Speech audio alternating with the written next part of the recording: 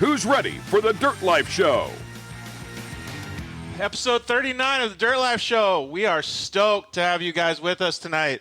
Tonight we have our featured guest, Cade Clason, on. What's up, dude? How are you doing? Good, man. You? Good to have you in the studio, man. It's very rare that we have people in Tucson, Arizona, small town, but it's cool to have a guy that's been riding for a long time, but a professional Supercross and Motocross racer here with us. So it's really cool, man. Plus, we got to eat tacos, too, so that was awesome. With me, as always, I got my co-host extraordinaire, Casey Peck. Thanks for coming, dude.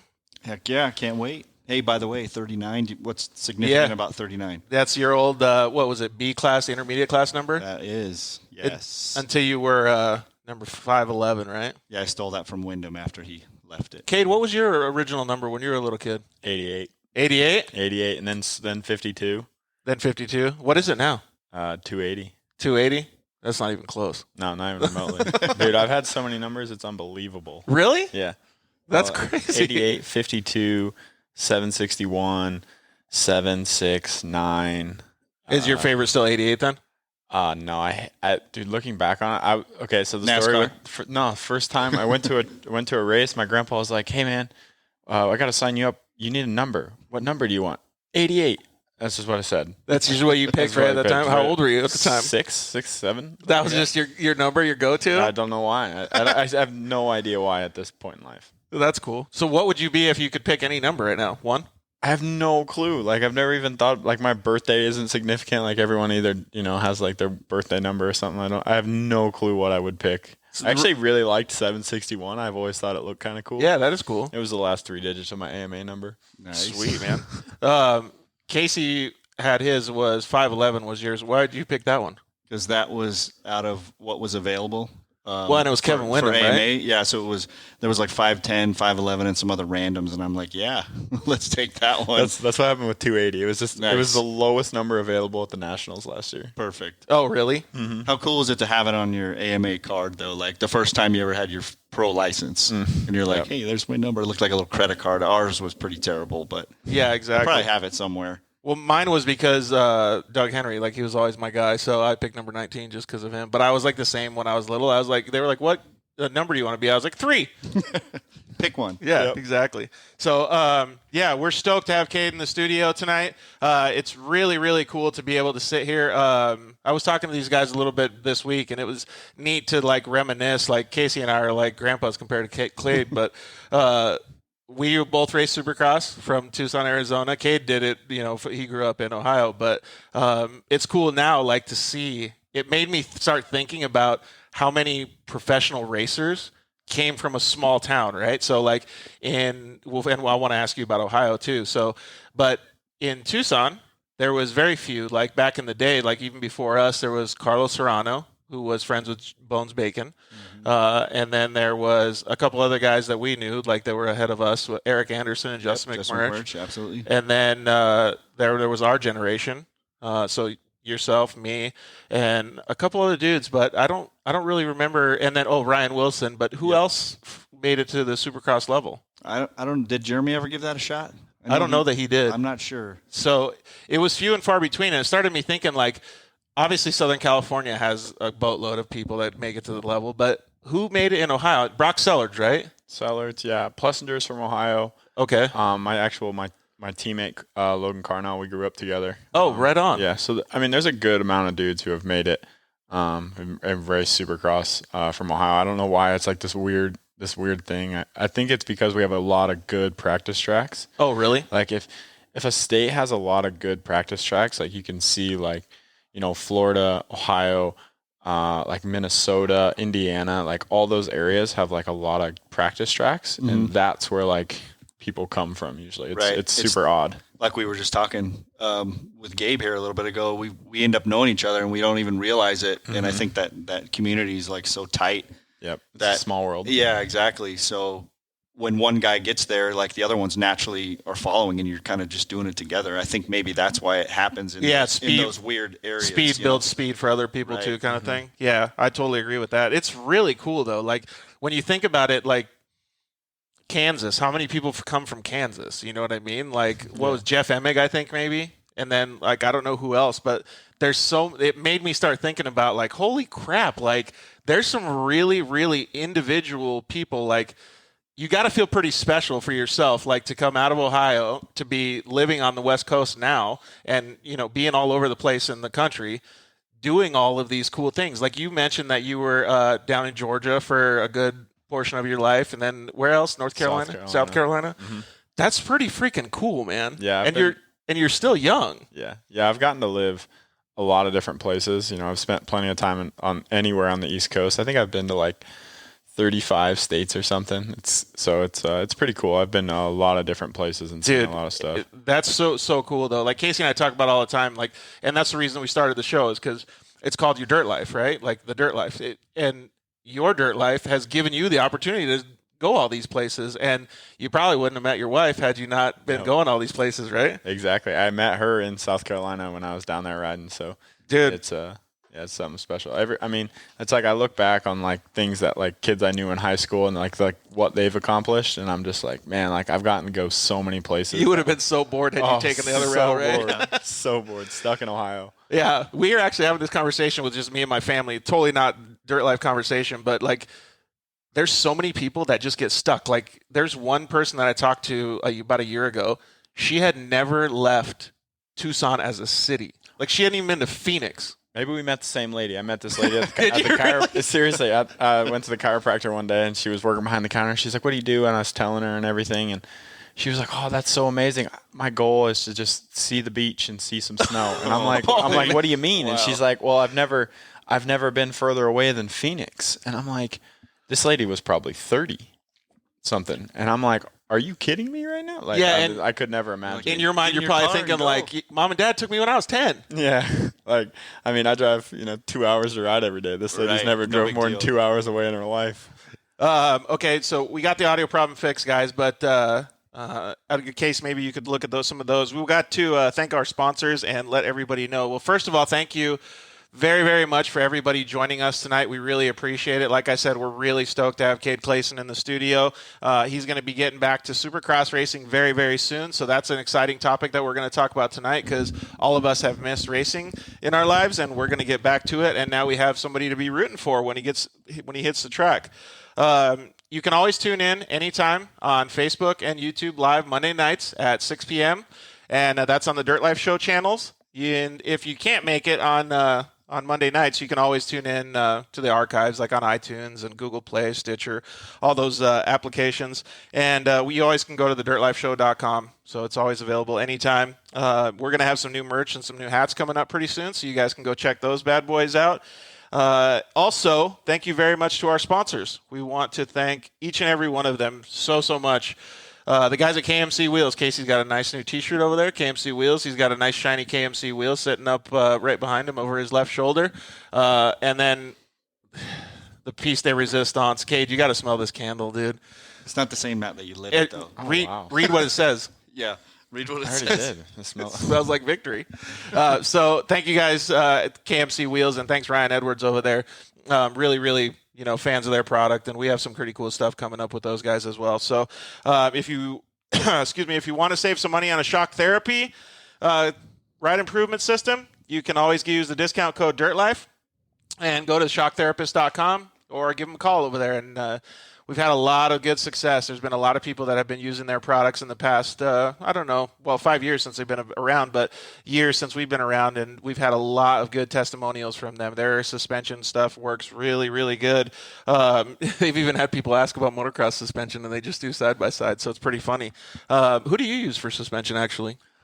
I use Race Tech. Yeah. Okay, perfect. Well, those guys are very similar to Shock Therapy, and they're just in different genres. So it's cool to have those Shock Therapy guys aboard, so we really appreciate those guys. The guys at Zollinger Racing Products, thank you guys very much. It's Travis Zollinger. We're just finishing up his Mint 400 video, so that thing's going to be coming out pretty soon once Travis gets back to me, and we'll just finish that bad boy up. So you can use the code DIRTLIFE over there at ZollingerRacingProducts.com. Save on some of those awesome products that they have over there. Thank you to the guys at Rugged Radios. You can use the code DIRTLIFE. Get yourself some communication gear over there for all the awesome weather that we're going to be enjoying, especially here in Arizona.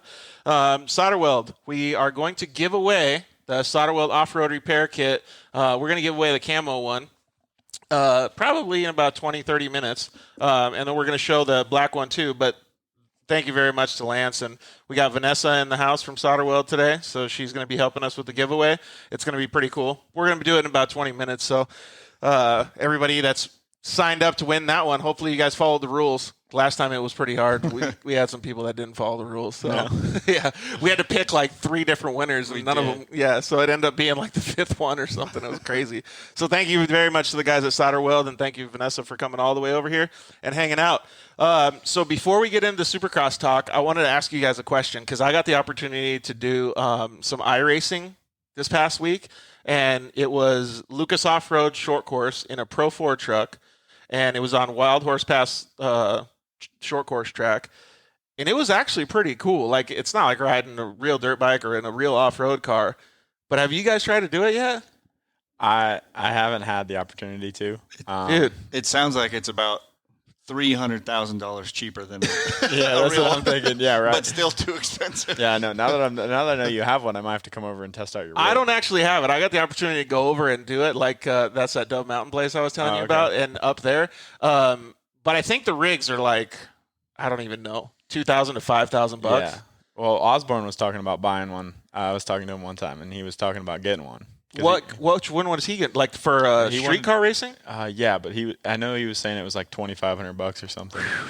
Have you looked into enough to know? Can you like buy it, or do you have to buy this and that? I have no idea. I'm not buying none of it. That part's hard too, because you're going to totally geek out on it and have to buy more. Yeah, right? Well, I got the wrong whatever. Now I need the better. Now I need the shaker. Yeah. Exactly. And that's what I was thinking too, because like I go in and I'm like looking at it all, and he's like, yeah, I got this computer and it's got like all these sick red lights and like this clear paneling and stuff. I'm like, dude, that computer probably costs $2,500. Like, pretty cool.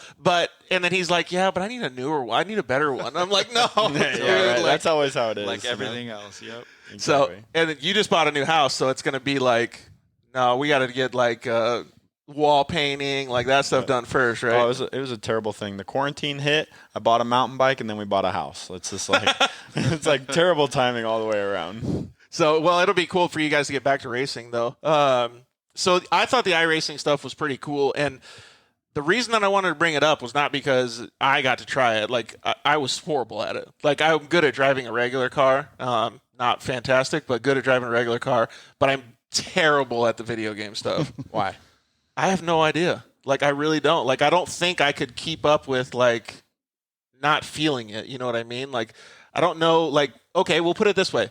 I don't like riding the trainer inside. I like riding my bicycle outside. Okay. So you used to play Excite Bike all right, though. Yeah, but I was like 10 years old, right? I'm not a big trainer guy either, though. Oh, like, yeah? Like, I like Zwift, but only when it's too hot or too cold. Agreed. So I could probably get along with that, but I haven't tried Zwift yet, so maybe that's where I need to go. Zwift is cool. Yeah. So maybe I need to go trainer, Zwift, then iRacing. Yeah, exactly. Baby steps. Yeah. That's fair. So I thought it was pretty cool, though, and the reason I wanted to bring it up was because it's actually pretty valuable as far as marketing goes. Mm-hmm. Like, totally. Because so many people can see it, and so many people can watch it from the comfort of their home. Mm-hmm. And like the kid that I went over, his name's Ethan Ebert. He was on the show 2 shows ago.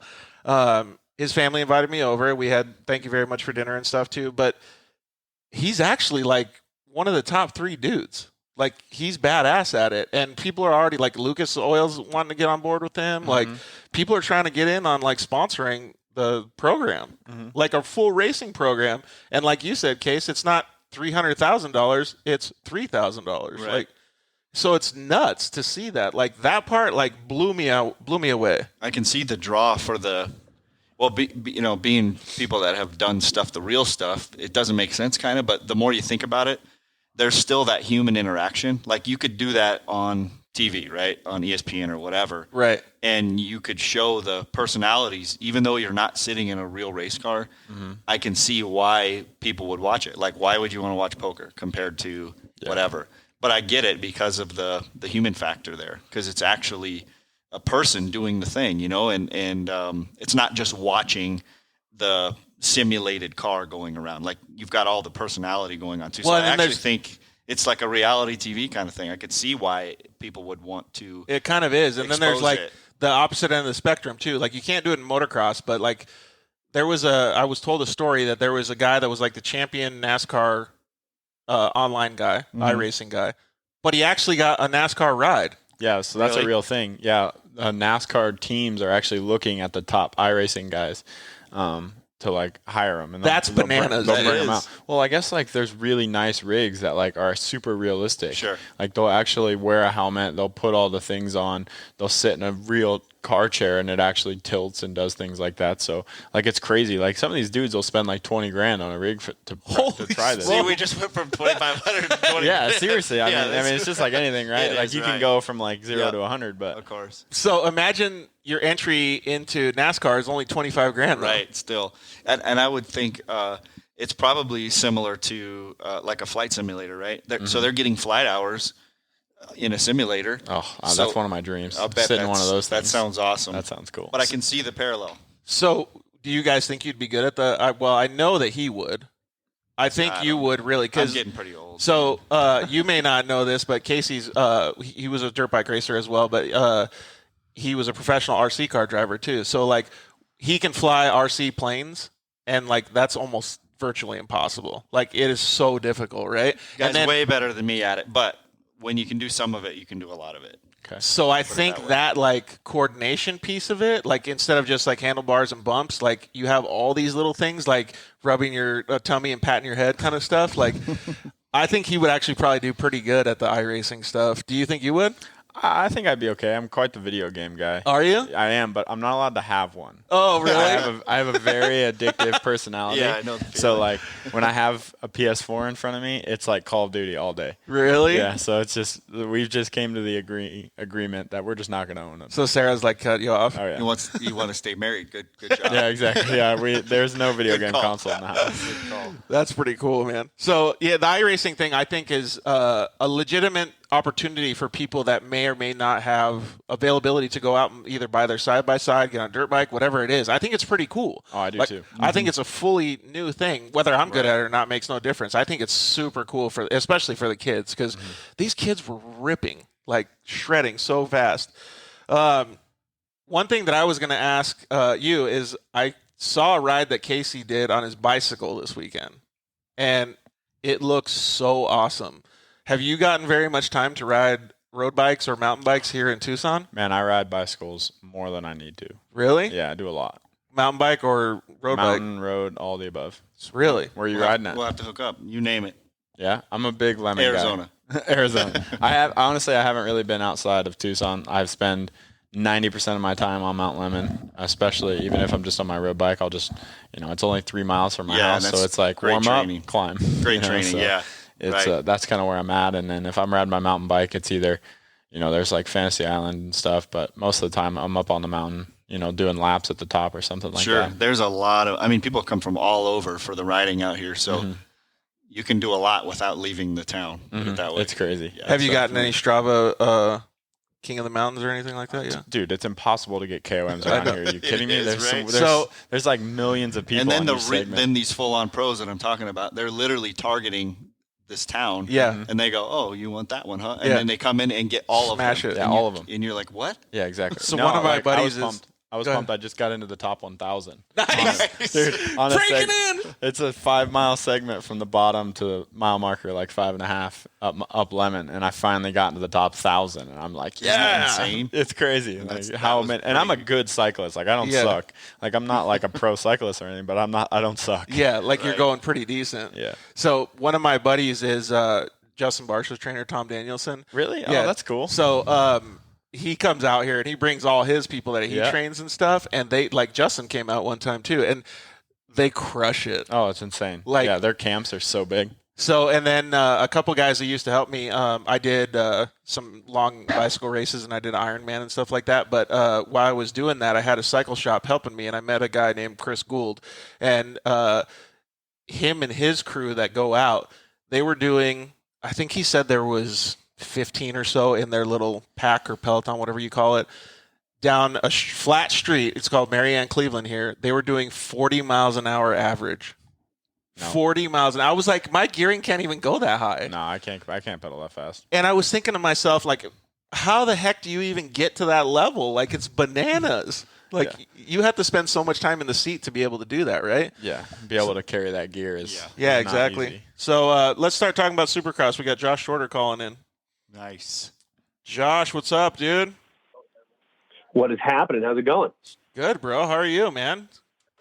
Fantastic. What's going on out there? We just been talking about bicycle riding, hitting the road and stuff like that. So for people that are in our audience that don't remember, Josh Shorter was on our show. He's the brand manager for Thor Motocross. And one of the topics that we were going to talk about tonight was Cade's stoked on it, that we're going to get back to Supercross racing. What's it, May 31st, I think? May 31st. And Josh wanted to chime in too. So let's jump into it, bud. Have you been getting all kinds of gear ready for everybody? Yeah, actually, good call on that. It was sort of the scramble. You know, the announcement came down. Everybody's been kind of ready for it. Everybody's been kind of, teed up for it. We knew it was coming. There'd been a lot of rumors, a lot of talk. But as soon as it became official, yeah, we definitely had to start scrambling to get people dialed in. It's tricky too, because man, it's not going to be the usual scene. It's not going to be, all the usual suspects, all the industry people, everybody piled in out there, the families, the man friends, the photogs, everybody else, So it's going to be tricky logistically to figure it out, especially because, and I'm sure you guys are aware, it's more or less people are going to be kind of shacked up in the Salt Lake area. Yeah. So there's not going to be in and outs for Utah, So it's going to be in Rice Eccles Stadium, right? And it starts May 31st and ends The June? 21st. The 21st of June. Mhm. So there's Yep. what is that, 4 weeks? 3.5 weeks. So 3.5 weeks, and they got to fit 7 races. And they told you that they were going to do every every Wednesday and every Sunday. Yep. That's freaking bananas. So that means that, well, you'd be a good person to ask, but also Josh, you have to have all the gear ready for that whole month for everybody, and then just ship it all there, or how's that going to work? No. You can ship it in installments. Depends on what people need, things like that. I mean, as a gear brand, it's important because someone like Cade can appreciate the fact that you got your race program on point, your training, your diet, you're paying attention to everything else. The last thing you're thinking about is, oh shit, did I wash my gear for tonight? So Yeah. you gotta kind of tee it up. You got to take care of that stuff because, everybody else has a job to do, and it's our job to stay on top of it for the guys. That's pretty crazy, though. That's way different logistically, because usually you would just send it with your gear guy, right? Yeah, Andy G, man. Andy G's been doing it for Thor forever. So, yeah. He will, as of right now, not in attendance because again, it's a head count thing. So we got to figure it out. So how many industry guys are not allowed to go then? I think there's a 900 person limit right now, and like each rider right now is only allowed to bring 2 people. So like for me, I put my mechanic, and since my wife can't come, I went ahead and put our team manager on there too. Oh, cool. But like, all my teammates, they were able to put a mechanic, and I think the one kid's mom is going to come to a couple or something like that. But it's like super tight knit. Wow. I think there's 10, I was talking to Wygant today, and I think he said there's only 10 media people coming. That's insane. Yeah. So even like as far as the riders go, the riders usually have a good amount of people with them. So even, I don't know. We don't have to worry about guest passes. That's the best part. That is true. So everybody that's asking, people guest passes all the is homies. terrible. yeah, you're like, nah. No, hey, buddy. Yeah, exactly. No Friday calls like, hey, man, I forgot. Like, no, dude, I'm not getting you tickets. Yeah, they're in will call for you. Yeah, right. And then so they had, before we get into all the positive stuff, because I'm pumped on racing, but so they have some rules set up. You guys have to go to Utah and stay there then? So we don't have like an official rule book yet. We've heard like a lot of speculation. Basically what we've heard is we have to be there 2 days ahead of time to basically get tested, because it's like a period long that it takes to get the test and everything. Got it. And then once we're there, we're supposed to stay. If we have to leave, we have to, again, come back 2 days ahead of time to get tested again. Makes total sense. Mm-hmm. So that's Tough to do in that window, though. You can't do it for between sure. Sunday and Wednesday, Between Yeah. Sunday and Wednesday, it's impossible. But, I mean, it's possible between Wednesday and Sunday, but not enjoyable at all. Yeah, it makes sense though. Like that's That's a lot of stuff. And then what about staying at like hotels and stuff? So again, we don't know for sure. I've heard a lot of different speculation. I know they asked how many days, like we got a form that like said who we were going to have with us, and they asked how many nights at a hotel. There's people who think that they might cover our hotel. There's people who think that we're going to be able to stay wherever. There's people that think we're going to have to be lock and key all in these like 5 hotels that they've approved. So like I said, we don't know for sure, but as of right now, I'm pretty sure that we are going to end up being able to stay wherever we need to, as long as we, basically self-quarantine when we're not racing. Yeah, so it won't be too bad then. That's going to be a pretty long haul, though, for staying at the hotels, though, right? Yeah, I have some friends up there that have offered me a place to stay, so I'm pretty fortunate. But that is good. And I know Feld is. Someone else had mentioned that they're asking about the dates. So that they can help accommodate. They're like bargaining with the hotels, I guess, to get a cheaper price because there's so many people that come and have to stay. That makes sense. So, I mean, there's a lot of things I think playing out. Like I said, we don't know for sure what's happening, but there's only one that sucks, and it's if we have to stay in this fancy hotel for 3.5 weeks, and we have to pay for it. It's $1 jillion. Yeah, exactly. Like if that happens, then I'm not. So it's crazy how much extra you're. I mean, we're glad to go racing, I'm sure, right? Mm-hmm. Everybody's pumped to do it, but just think of all the stuff that's going behind the scenes and just the stuff that's added to your, extra schedule now to have to make work. And same thing with Shorter, all this extra stuff that, like you said, you were kind of thinking about it, but how would you prepare for that like a month ago? Yeah, right. You know exactly. what I mean? And I don't know. You can probably answer this. I don't know where your guys' gear comes from, but like I know our Just One gear, like they just are now allowed to be able to ship it into the U.S. So like for a while we weren't even allowed to get gear. So like I've been wearing old stuff for quite a while now. I don't know how that works for you guys. Josh? Yeah. Yeah, Cade, I was going to say, if you got trouble, man, just, give me a call. I feel like, just kidding, guys. I'm not trying to get in trouble. But no, that's the thing is that brings up a really good point. Is that, all the, athlete gear, everything that is sublimated, everything that is maybe tweaked or custom sized or anything like that, the perfect stuff for you riders has been held up. For one reason or another, depending on what factory, what country it's coming from. Everyone says, "Oh, that stuff all just comes from China." No, that's not true at all. Yeah, a lot of stuff does for sure, but there are a variety of countries, generally Asian countries, where the stuff comes from, and hangups have been phenomenal in getting stuff here. We've been fortunate enough to get our season stuff in. So we're good, on the Thor side of things, but there's a lot of guys who maybe didn't plan far enough ahead or didn't see this coming, which none of us did, and they're hung up right now. So, kind of deal with that.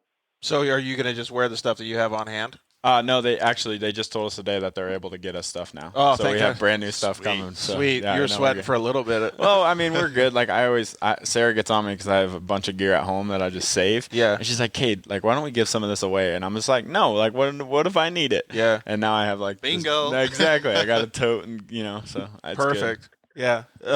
What if coronavirus? Yeah, exactly. Like, what if the coronavirus? Be prepared. I have to wear my old gear. How many pairs of pants or whatever are going to have something referring to Rona? Yeah, right. Exactly. You think there has to be? It. Did you guys make any special stuff that you can tell us about, Josh? I was just going to ask that. I feel like he's got something slid in there. Nothing I can say. It wouldn't be special. We'll see. Sweet. We'll see it on the live broadcast. Give me a couple weeks. I'll let you know. Give me a couple weeks. Perfect. It'll be cool.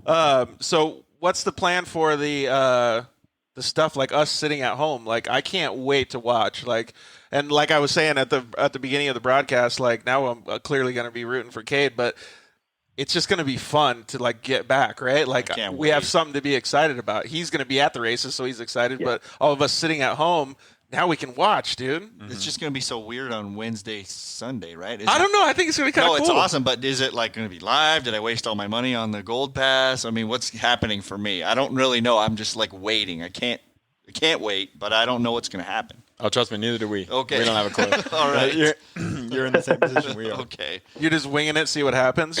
Did they tell you guys anything, Josh, like being an industry guy?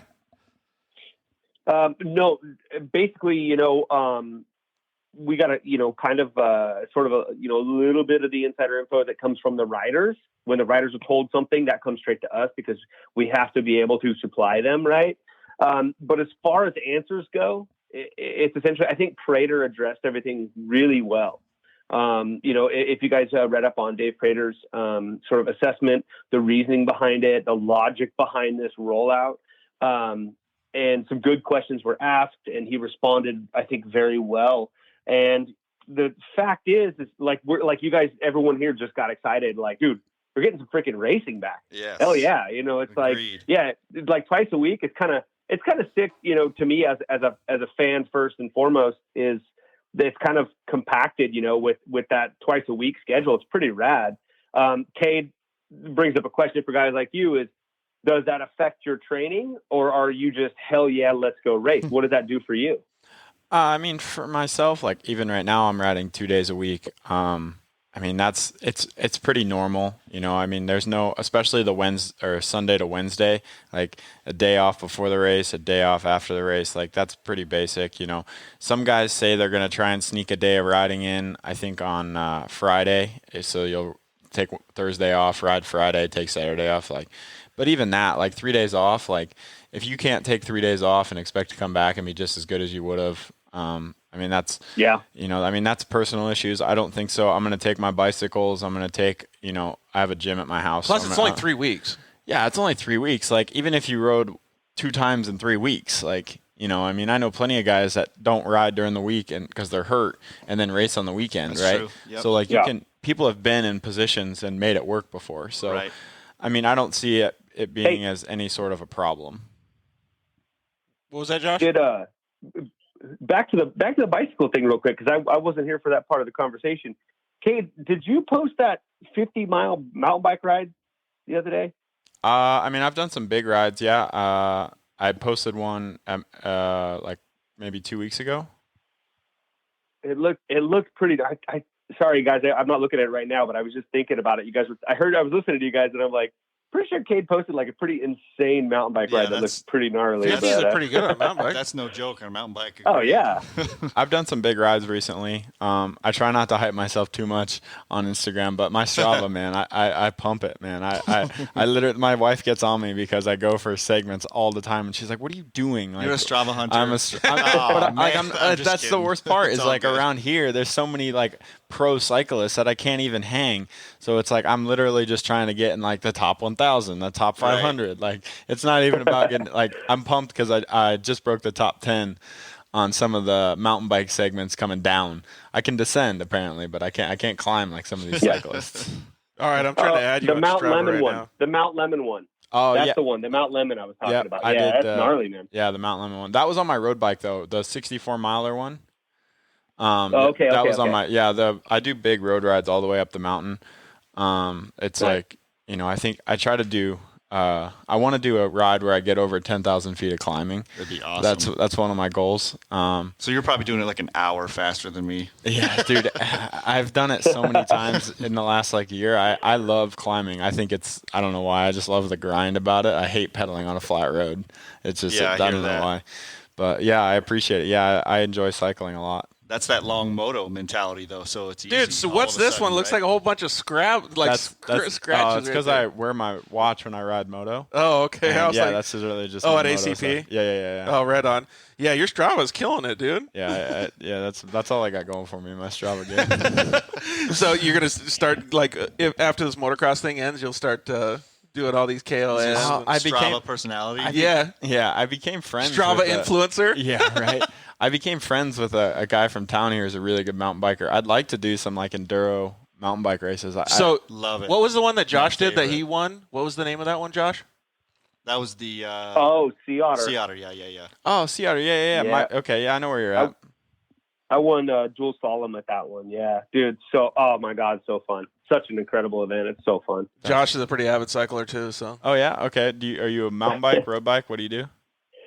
If it's got wheels, if it's got wheels, it's on. Okay.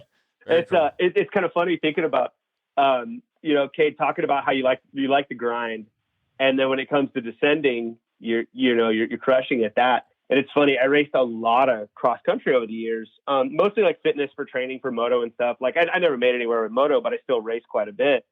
And it's funny, I do cross country races, and I like the sufferfest of it all, and that's great. And man, the minute somebody is in front of you and the descent goes anywhere from flat to 0.1 of a degree, if there's a roadie in front of you because they're just on the brakes the whole time. And you just bomb them. Like I'd go through their moto style and like kind of push people through corners with the elbows and stuff. I get yelled at all the time for that shit, but it's so good for you. Like cycling's the jam. The bicycles are awesome. You know what's really funny about me is I love climbing. I love riding my mountain bike, but when it comes to coming down the mountain on my road bike, I am a grandma. Like, really? Dude, seriously, So I hate going down. I've crashed on my road bike going pretty fast, and dude, maybe that's where maybe this paralyzed dude could like smoke all you guys going down Mount Lemmon then, because I get wicked nasty going down. Yeah, but I got like 80 pounds on you, so it freaks me out, man. You're gonna be smoking past. Dude, really? I seriously, man, like I'm not a descender on my road bike. It freaks me out. Like I said, love it. I've crashed a few times on my road bike, and it sucks, dude. It sucks. And but yeah, I say tuck. I'm ready. I do, honestly, when I power into those descents, so I get as fast as I can out of it. Yeah. But then I stay tuck, and I'm just ready. I'm ready for something to happen, and I can just roll as best as I can. It's like with that mentality. I know what you mean, dude. That's funny. You just turn into like a little ball as you're going down. Oh, because dude, like Cade says, I mean, I have the same kind of. It's sketchy, Dude, coming down Mount Lemmon's fun too. It is a lot of fun. It's because it's like 30 miles from the ski resort down with like one little climb, but yeah, I mean 30 miles downhill is freaking sweet. Yeah, it is pretty cool. So what extra stuff did you guys have to do then, Josh, to get everything ready to go for Supercross? Like I said, for us, we had all the materials needed, all the gear and everything else. All that prep was already done. So basically, it's just the logistic of, as Cade said, hey, we're not entirely sure. Is everyone staying at host hotels, or how's that going to work? So it's just making sure that our guys get what they need. And that's it. We've just been checking in with everybody, and we hear a lot of these same scenarios, like I'm trying to get an Airbnb, or I'm just going to stay at this hotel, or I know a guy. Just do what we can to work through it. I was going to say those Airbnbs are probably going off right now. Dude, right? There were some nice houses available because the team was looking at them, and I don't know if they're still available. Like I said, I have a place to stay, but like I know some teams, like big teams, that's what they're doing. They're just renting a house for the whole team. Makes sense. Little 6-bedroom house. A couple people can bunk up. That's actually probably a lot safer though too. Like when you're talking about keeping clean or whatever, with all the stuff that's going on, then you're just surrounded by all the guys that are doing the exact same thing. Oh, exactly. Like if you can put a whole team in a house, when you go to the race, that whole team's in the semi together anyways. So then like if you can, do your best to stay away from each other, the closest you need to be to anybody is when you're on the line or in the mechanics area. Right. Other than that, you don't really need to be anywhere else. Yeah, unless you're next to Barsha in a corner. Ugh. Yeah, right. You don't need to worry about any of this COVID stuff. You got to worry about his back tire. We had Peter Jacina say, "Yeah, Shorter's in the house, so getting some love, dude." Pete. So one of these days, because I was already having like people could saw my weak Strava compared to Cade's. Now I look at this thing, but. People started saying that they wanted to come to Arizona and ride with me, Josh. So maybe we could get like a whole like moto industry kind of day going here and have like because El Tour de Tucson is always in November. Yeah, and that's a super fun deal. Like you remember Phil Tinsman from Spy? He's won it one time. Like a bunch of other guys come out and race that race. It's you can do a 40 mile, I think an 80 mile and a 100 mile or something like that. They split it up. So we should get a whole industry crew to come out here and do that because. Oh, we need a team. Dude, that'd be so sick. Yeah, we need a team. Yeah, Sarah and I did it this year. We just her and I did it. With so did Casey. Casey, what'd you get? We had a small. We only did the 50. Oh, we wanted to go hard on the 50 though. Okay, that's fair. But he only had like a few weeks of training to get up to. Like, he was just like, "Oh, I'm going to do it." All right, one bottle and a beer too. Remember? Yeah, one bottle and a beer. He lost his water bottle, so a guy's just like handing out beers. Dude, I remember that guy. I was real close. Dude, shorter, you could get down on it as long as it's not a Coors Light, right? Yeah, well, I was going to say, as long as it's not a Coors Light. But, is there like the 10-mile loop where your cup holder fits a pint glass? I think there is, actually. Hey, I'm going to tell you, dude, it's funny talking all this cycling because, I was pretty much putting on that quarantine 15, but I broke the roadie out, man. I've been pretty consistent with, a few rides a week, I'm getting rid of the dad bod. I'm done screwing around. So, dude, fully, I'm right there with you, man. I've been trying to do it too. It's been nice too. Like if you get up early in the morning, it's been super nice. How's the weather been out there in California? Good. Yeah. We had the most rain I could remember in a really long time, and it was like full blown winter. It was even cold, if you can believe that. I know a lot of people think I'm full of shit right now, but then it just flipped to summer and like overnight.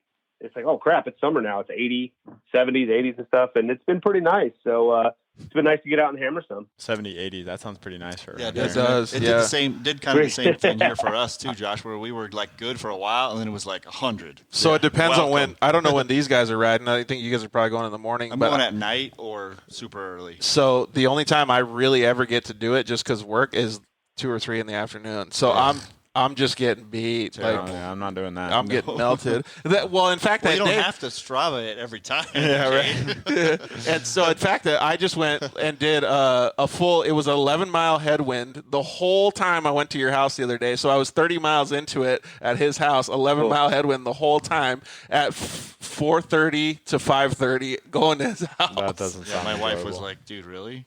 You okay?" I was so pissed. And then so I burned all my calories, and I only had I got some water from him, and then I had to come all the way back. So it was another 20 miles or 10 miles or something from his house to here. And I was already done when I exited his driveway. I was like, I got nothing left, so I just pedaled slow all the way home. I would have pulled into a gas station. You get the tailwind on the way back, or? No, dude, it turned around on me. I got screwed the whole time. It is out here. So we get a swirling wind that it just swirls all day. It acts like a headwind every way. It's insane. Yeah, it sucked, but it was good. I don't care about any of that, Josh. You know me. I'm happy-go-lucky. So no matter what, when I'm out there pedaling, I know it, man. I'm still pumped.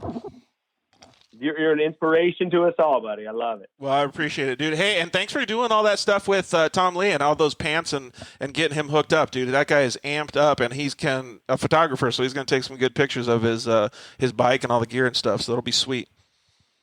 Yeah, man. Happy to do it. No worries at all. All right. The phone wasn't working. Well, you were supposed to have Jesse Nelson call in and talk to all of us, too, but I'm going to call him right now, Josh, so we'll let you go. Boys, hey, Cade, good to meet you on the phone. I'll check you at the races, I don't know, next year or later this year or something. So.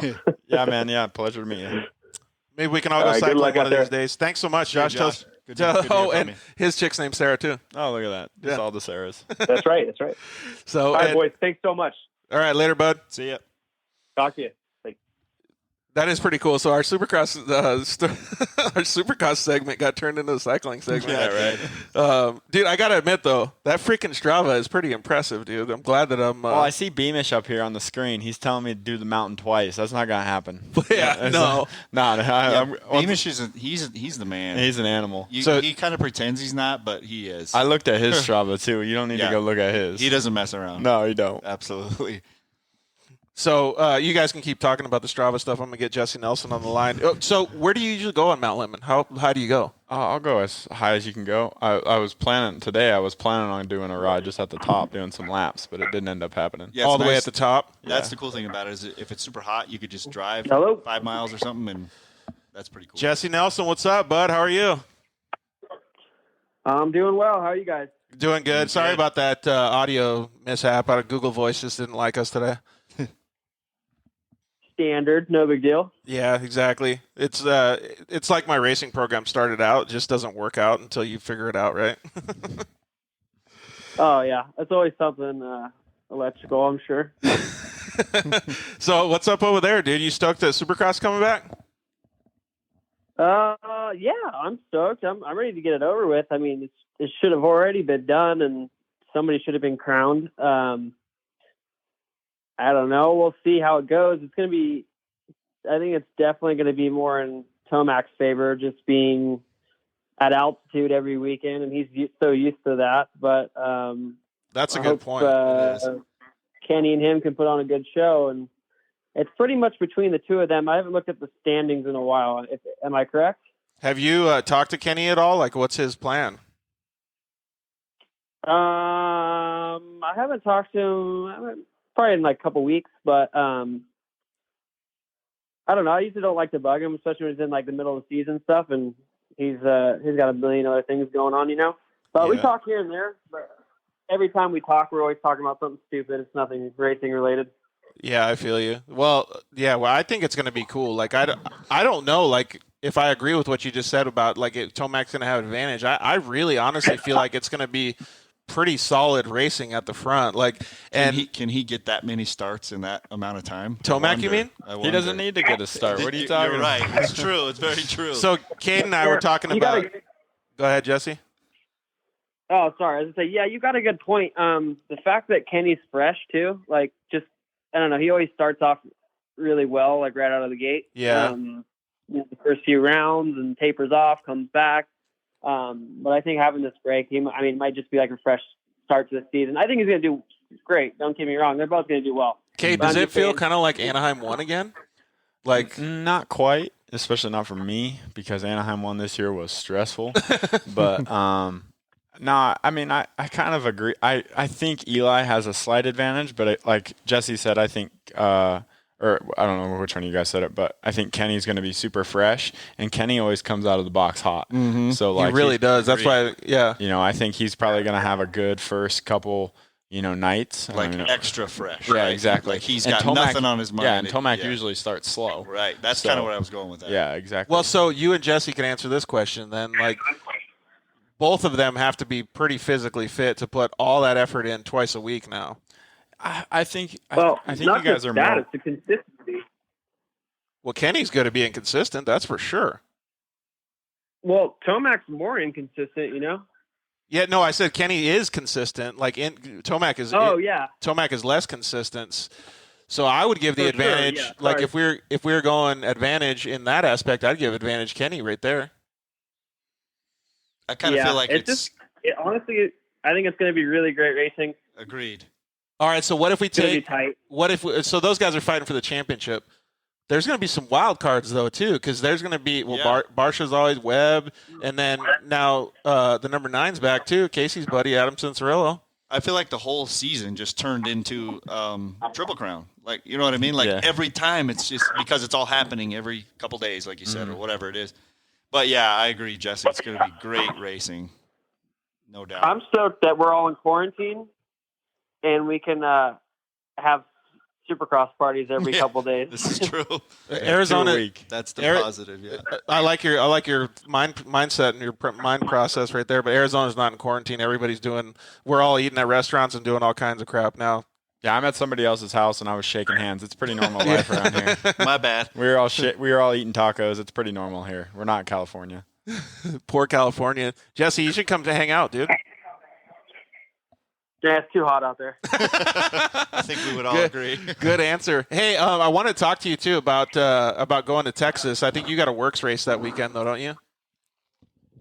I haven't double checked. I haven't even looked at the schedule. I just heard from somebody that we were racing this weekend, and my car's still in pieces, so I got to get it back together. And dude, why are you talking to us though, man? You know how long that stuff takes.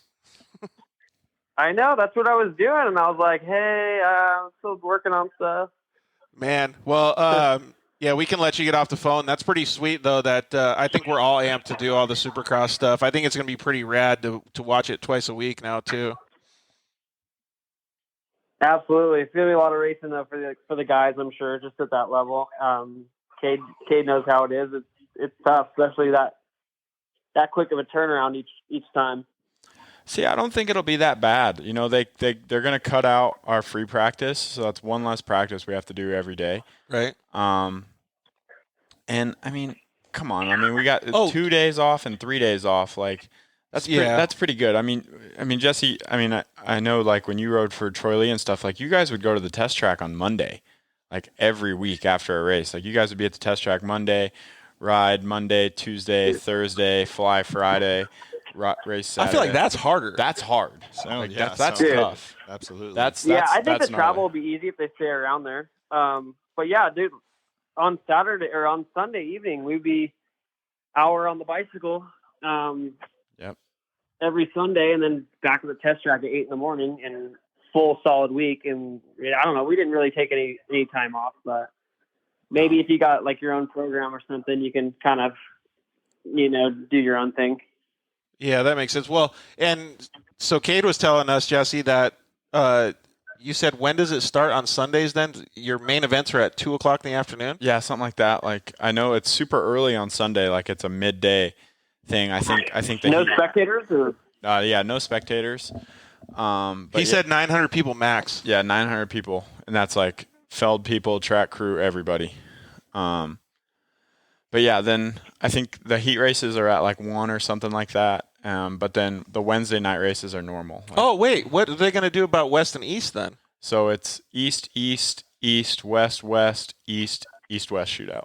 Oh, okay. So a mix at that last or whatever. Yeah, which I wonder how they're going to do that, right? Because how are you going to qualify into it? Or or are they just top gonna 10, only top 10 in points is the last one? Well, I think they'll invite 20 from each coast then, maybe. I don't know. Interesting. How would you feel about something like that, Jesse? That's crazy. Yeah, it sounds pretty interesting. I mean, it's kind of cool though. A lot of these guys are making history right now. Yeah, absolutely. This is gonna be like whoever wins the championship or even competes in this race, like any of them, they're going to be part of history that something has never happened before, and I don't know if it ever will. Yeah, and hopefully it stays. Hopefully it stays a positive history, not one of those. Oh well, so and so won because that's what I was going to ask Jesse. Yeah, I hope that doesn't. Like, do you think like it gets tainted at all? Like if Kenny wins, it's like, oh, Kenny won a championship in 2020, but it was like it doesn't count. It was that championship. Yeah, I wonder. They're still doing all 17 rounds, right? Yeah, good point. I'm sure the haters. I don't see why anybody would say that. I'm sure there's going to be some keyboard warriors and haters that have an opinion on it. There's always keyboard warriors. There always is. You could cure cancer, and somebody's going to say something negative about it. Totally true. It's just the internet, Well, going on the opposite end of that spectrum, what do you think positive will come from this? Like, first of all, when I think about it from a business perspective, there's tons of cool stuff. Yeah. Definitely. I'm kidding. I definitely think that there's cool shit that could come from it, though, because now, like, let's just say 21, 22, 23, whatever these years to come, there could be a lot of different things that happen in the Supercross races that are better now. Mm-hmm. Like quicker thinking, quicker execution, like all this stuff. Yeah, so you got to get efficient. I mean, everybody has to get this thing to work with the amount of time they have. So, which brings up a question. What do you guys think? You said less practice, right? So we all know what that's going to be like, but do we feel like the tracks suffer from that? So I have heard that toned down a someone touch, talked maybe? to Mike Mewey from Feld, and they said the first few tracks are going to be more tamed down to make sure that everyone gets back up to speed before they like. And that's a smart move. Yeah, I agree. Oh, so that the riders don't warm themselves up? Well, I mean, they don't want to lose 10 dudes at the first race. That would not be terrible. Great. Because if dudes start getting hurt, then they got to invite other people who weren't at the first one, and then they might not have full gates, and then it's just awkward. Yeah, it's huge. Huge well, and then all implications there. All of the testing and everything to get people cleared and to be able to do it again, too. Exactly. That's freaking nuts, man. So all this stuff huge. All these logistics are insane. I'm sure they have this Bible that's like got all kinds of stuff in it now that they have to abide by. Mm-hmm. That's crazy, man. Well, I know Utah's working with them as well because the Utah Sports Commission was already working with Feld to get that last round. So like they were already had like a good relationship. So I think that's where all this unfolded from. That's nuts. Who else have you talked to, Jesse? Yeah, I was curious too. So with that quick a turnaround, are they going to be doing all new tracks? Are they just going to switch them around?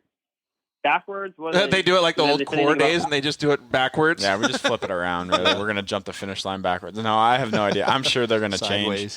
They'll at least change rhythms. I'm sure they'll maybe make a berm, a straightaway, something like that. Yeah. Like maybe the whoops will just stay in the same spot every time. Yeah, you just might hit them differently. Yeah, probably. I don't know, but I mean, we'll see. I think that's the least of their concerns at this moment. It's going to be way interesting. How would you feel if you were in the mix right now, Jesse? Because like to me, the confusion is what like is the worst part about it. I guess you'd have to be more like Cade's attitude and just be like go with the flow and just go out there and do your job. Yeah, I mean, at the end of the day, they're still doing the same thing. I would just be more concerned about how far into the off season is outdoors going to go. That's what I would be thinking about. And I don't know. I guess a lot of these guys got more time off just in this quarantine than they've had in years, you know? That is pretty crazy. So what is that going to do? Are you going to do any outdoors this year or no? I might do a few. Okay. But I'm not really sure yet. Our plan isn't to do many. We might do some Canadian rounds, but yeah, I mean, outdoors is going to be a struggle. Yeah, I was going to say most people are going to be behind the gun now, right? Well, I mean, a lot of guys started riding outdoors. None of us really wanted to just keep pounding laps on a Supercross track. So, like, a lot of outdoor guys were getting ready. But do you know, either you or Jesse might be able to answer this question? Do you know anybody that said, "Fuck it, I'm not worrying about Supercross. I'm just going to focus on outdoors right now"? I honestly don't know anybody that said that, but I think maybe some guys, I don't know, they got a chance to prove themselves, potentially get a better ride for the next year, potentially get a pay raise, extension of their contract. You never know. Yeah, and there's some guys that went, like RJ Hampshire went and fixed his knee, didn't he? Yeah, that's shitty for him. Yeah, so he's out. But then there's guys like Cincerillo that get to come back and whip it up with the big boy. There's probably like 10 or 12 dudes that were out. Yep, that are all back now. Who else was out? Tickle, Osborne. Oh, so they're all back now. Osborne's out? He was hurt. Now he's back, though? Now he's back. Dang, it's going to be sweet then. Yeah. Dude, I can't wait. This is like Anaheim 1 for me. It is. Dude, it's like Anaheim 1 all over again. Yeah, because basically everyone's healthy. I feel like it's going to be like that for 3 weeks, like every time. You have to have the right mindset because some of those guys start slow, like you said, come on hot, later, and some of them are like looking for opportunity and they're just like, go. Yeah, exactly. It's going to be like the last chance qualifier every time. It totally is. I mean, that's how it's probably going to be, though. I don't know. Guys are going to be thirsty, that's for sure. Yeah. But, I mean, you have to remember, like, Chad Reed was in every LCQ for the first, 8 rounds. Right. Like, that's how stacked it was. And it's going to be that stacked again. So you got to think about how many, factory dudes are going to be in the LCQ again. No doubt. It's just an amazing opportunity for someone like myself. Dude. Absolutely. Yeah. That's the attitude to have. Absolutely. Yeah, right. No, it is. It is. 100%. Sweet. Well, thanks for calling, Jess. We really appreciate it, man. I'll hit you up on a text or whatever. We can see if you're going to go to the works races. The Miller boys said that one of them was going to go to the works race and one of them was going to stay in Texas, so. Oh, really? Yeah. So that Texas track looks insane cool. Like so cool. Yeah. Looks so fun. And I guess Scott Champion's dad is the one that bought it. Interesting. Yeah. I'd like to go there. It's definitely a haul though. Yeah, it's a huge, well, especially for you too. It's only 13 hours for us in Arizona, so it's not too bad. But no, I was telling Casey about it. I don't know if I told you, Cade, but so they have a side-by-side track in Texas at the place called Texplex. They got they got motocross and all that stuff too. But it's like motocross for a side-by-side. It's not like Lucas and off-road like that stuff. But they have these, I don't know if you guys remember, Anaheim 1, 95, 96, and they had these wall berms that the dudes would just stand up. They wouldn't even put their legs out, and they'd, rail these big wall berms. They got those for side-by-side. So you come, lands sideways in your side-by-side off a table, and you can just pin it like a freaking – and just ride a wall around, through a berm. It looks sweet, dude. That's cool. So I'm pumped to go ride the side-by-side out there, that's for sure. If you don't make it, Jess, I'll tell you how it is, and we'll figure out if we can go there again because they have races all the time. Yeah, I want to go check it out one of these days. Dude, it looks like you would do so good. When I noticed how good your throttle control and everything was at that last works race, if you could get on a motocrossy track, you'd probably rip everybody.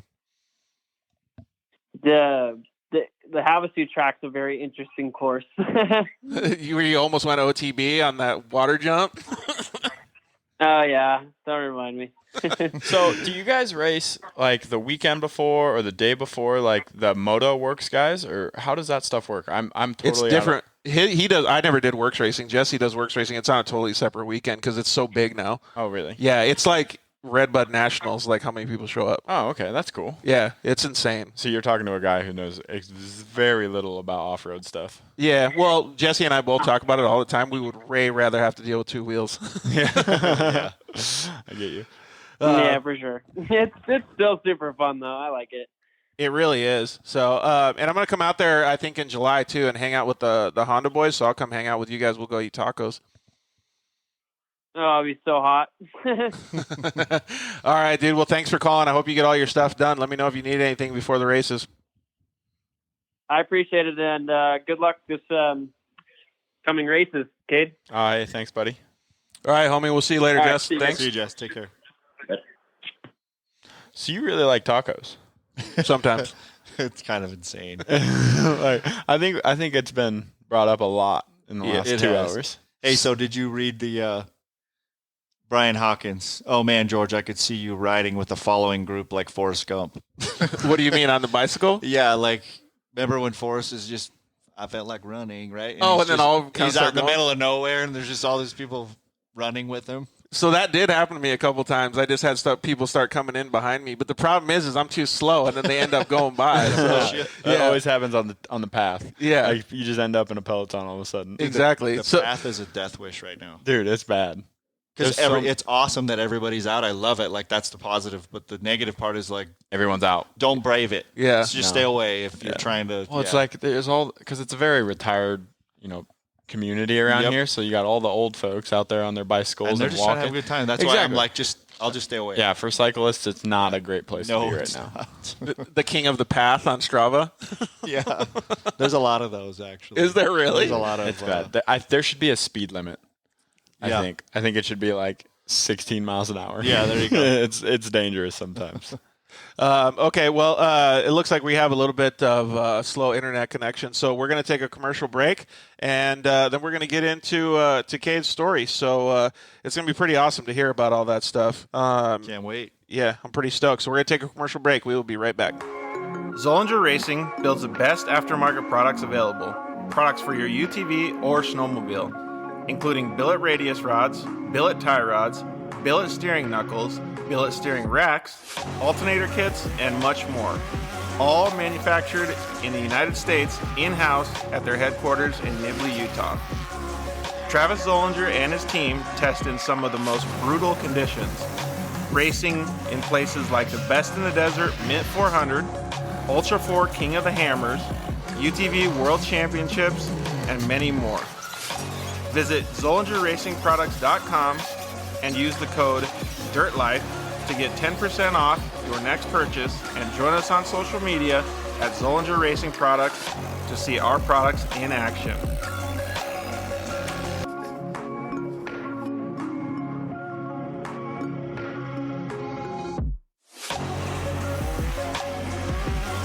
Zollinger Racing, the best products, period.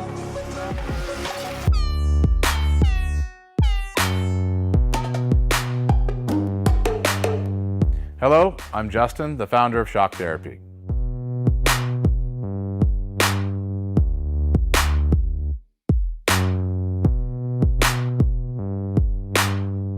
Shock Therapy has been around for 5 years, but we have personally been tuning suspension on off-road cars and race vehicles for over 25 years. We tune between 10 and 15 cars per day, every single day of the week. Our concentration is tuning shock systems and supplying components that improve the ride quality of your car in many ways. Not only do we work on the average UTV, but we also tune suspension for race teams and professional drivers.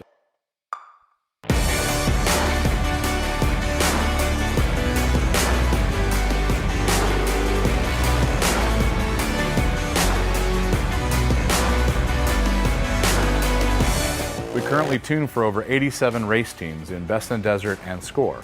Our clients and race teams rely on our suspension components to allow them to win races and keep them safe. Suspension is a moving target, and we are always trying to hit that target with every customer that we work with. Each customer's needs can be different, and we tune our kits accordingly.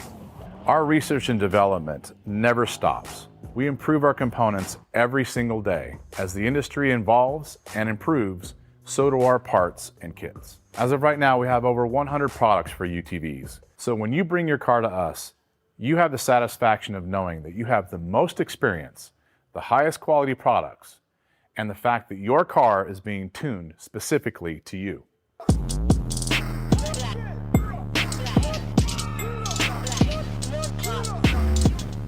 Yeah, finally, we got Lance from SolderWeld in the studio. Thanks for coming down, bud. Hey, why don't we just record a commercial now? Yeah, why not? So good to be here, man. It's been a lot. I'm trying to get down here forever, and I wanted to talk about the off-road kit. Dude, I love those things. I got it in my pack. Yeah, we're running hundreds of vehicles now running them, whether it's a UTV or some guy's got it in a backpack on his motocross. He's got everything he needs to make a fix right there on the fly, out on the trail, or in the desert, whatever it is. Well, since I've already used one, I kind of know what to use it for, but explain what it does. All right, so let's pull one out real quick. You've got your aluminum rods. Remember, they're rods, right? So, light torch, small torch. You can throw it in there or throw it on the rig with your flux. It decontaminates and cleans like, let's say, a radiator. You get a random rock chip runs through as you're racing. You get a rock chip in a radiator. You got to fix it right there or you're out of the race. You can patch it up. You can patch it up. It's all good to go. Yep, just like welding. Yeah. Also, as well with that, you've got a brake line fix. So with your flux, you can fix a brake line, stainless steel, and then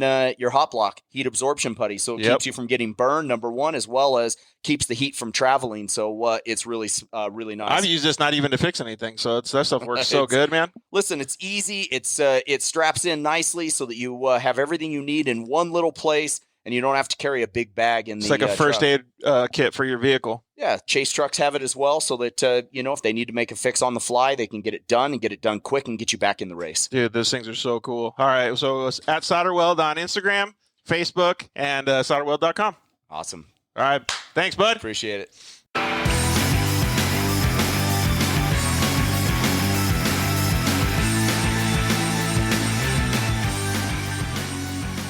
All right, we are back, and what we forgot to do was give away this SolderWeld Offroad Repair Kit. So not that one. We're not giving away this one. This one's my personal one. Yes. But that one's brand new, so we can't open it. Never open. But let's do a little visual. So everybody, this is Vanessa from SolderWeld, Hi. and she's been. I got to be here before. Yeah. Yes. So this is my second time. Yeah.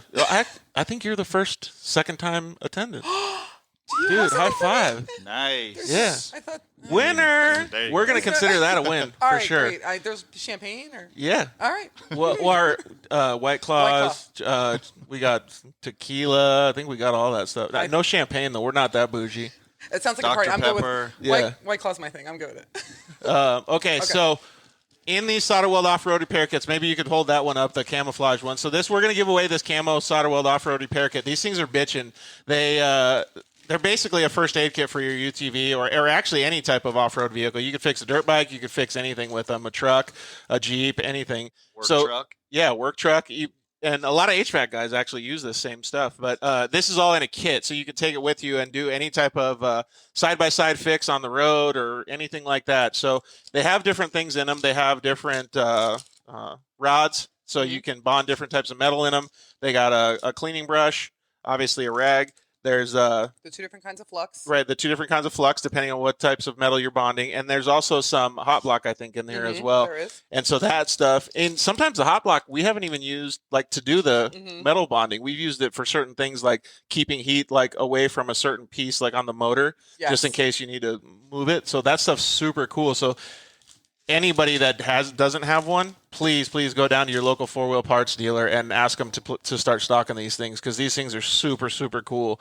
Casey took one home the other day, and he said people are already asking him where to get them, right? Yeah, they're pumped. Yeah, it fits easily wherever you need to tuck it in, and it's got some nice little things you can use to hook onto the bars. It doesn't take up a whole lot of space, but you'll be thankful you have it. You can see it's barely any bigger than my phone. Yep. So there's a little instruction card too, right? Yeah, it's pretty small, and then it has these straps on the back and everything. It's really cool, man. And so we carry these, and we've used them a bunch to save our race and save our ride. Isn't that your guys' motto? Rescue our ride. Yeah, rescue your ride. race. So these things are pretty cool. So what we did for the contest was somebody is going to win this badass camo one. Which I got the black one. The camo one I think is really, really cool. Somebody that followed the directions. Yeah, so we're going to see because Instagram contests are hard. There's a lot of directions. dude, they really are. So I'm going to go to the profile here, and we got let's see which one was the contest one.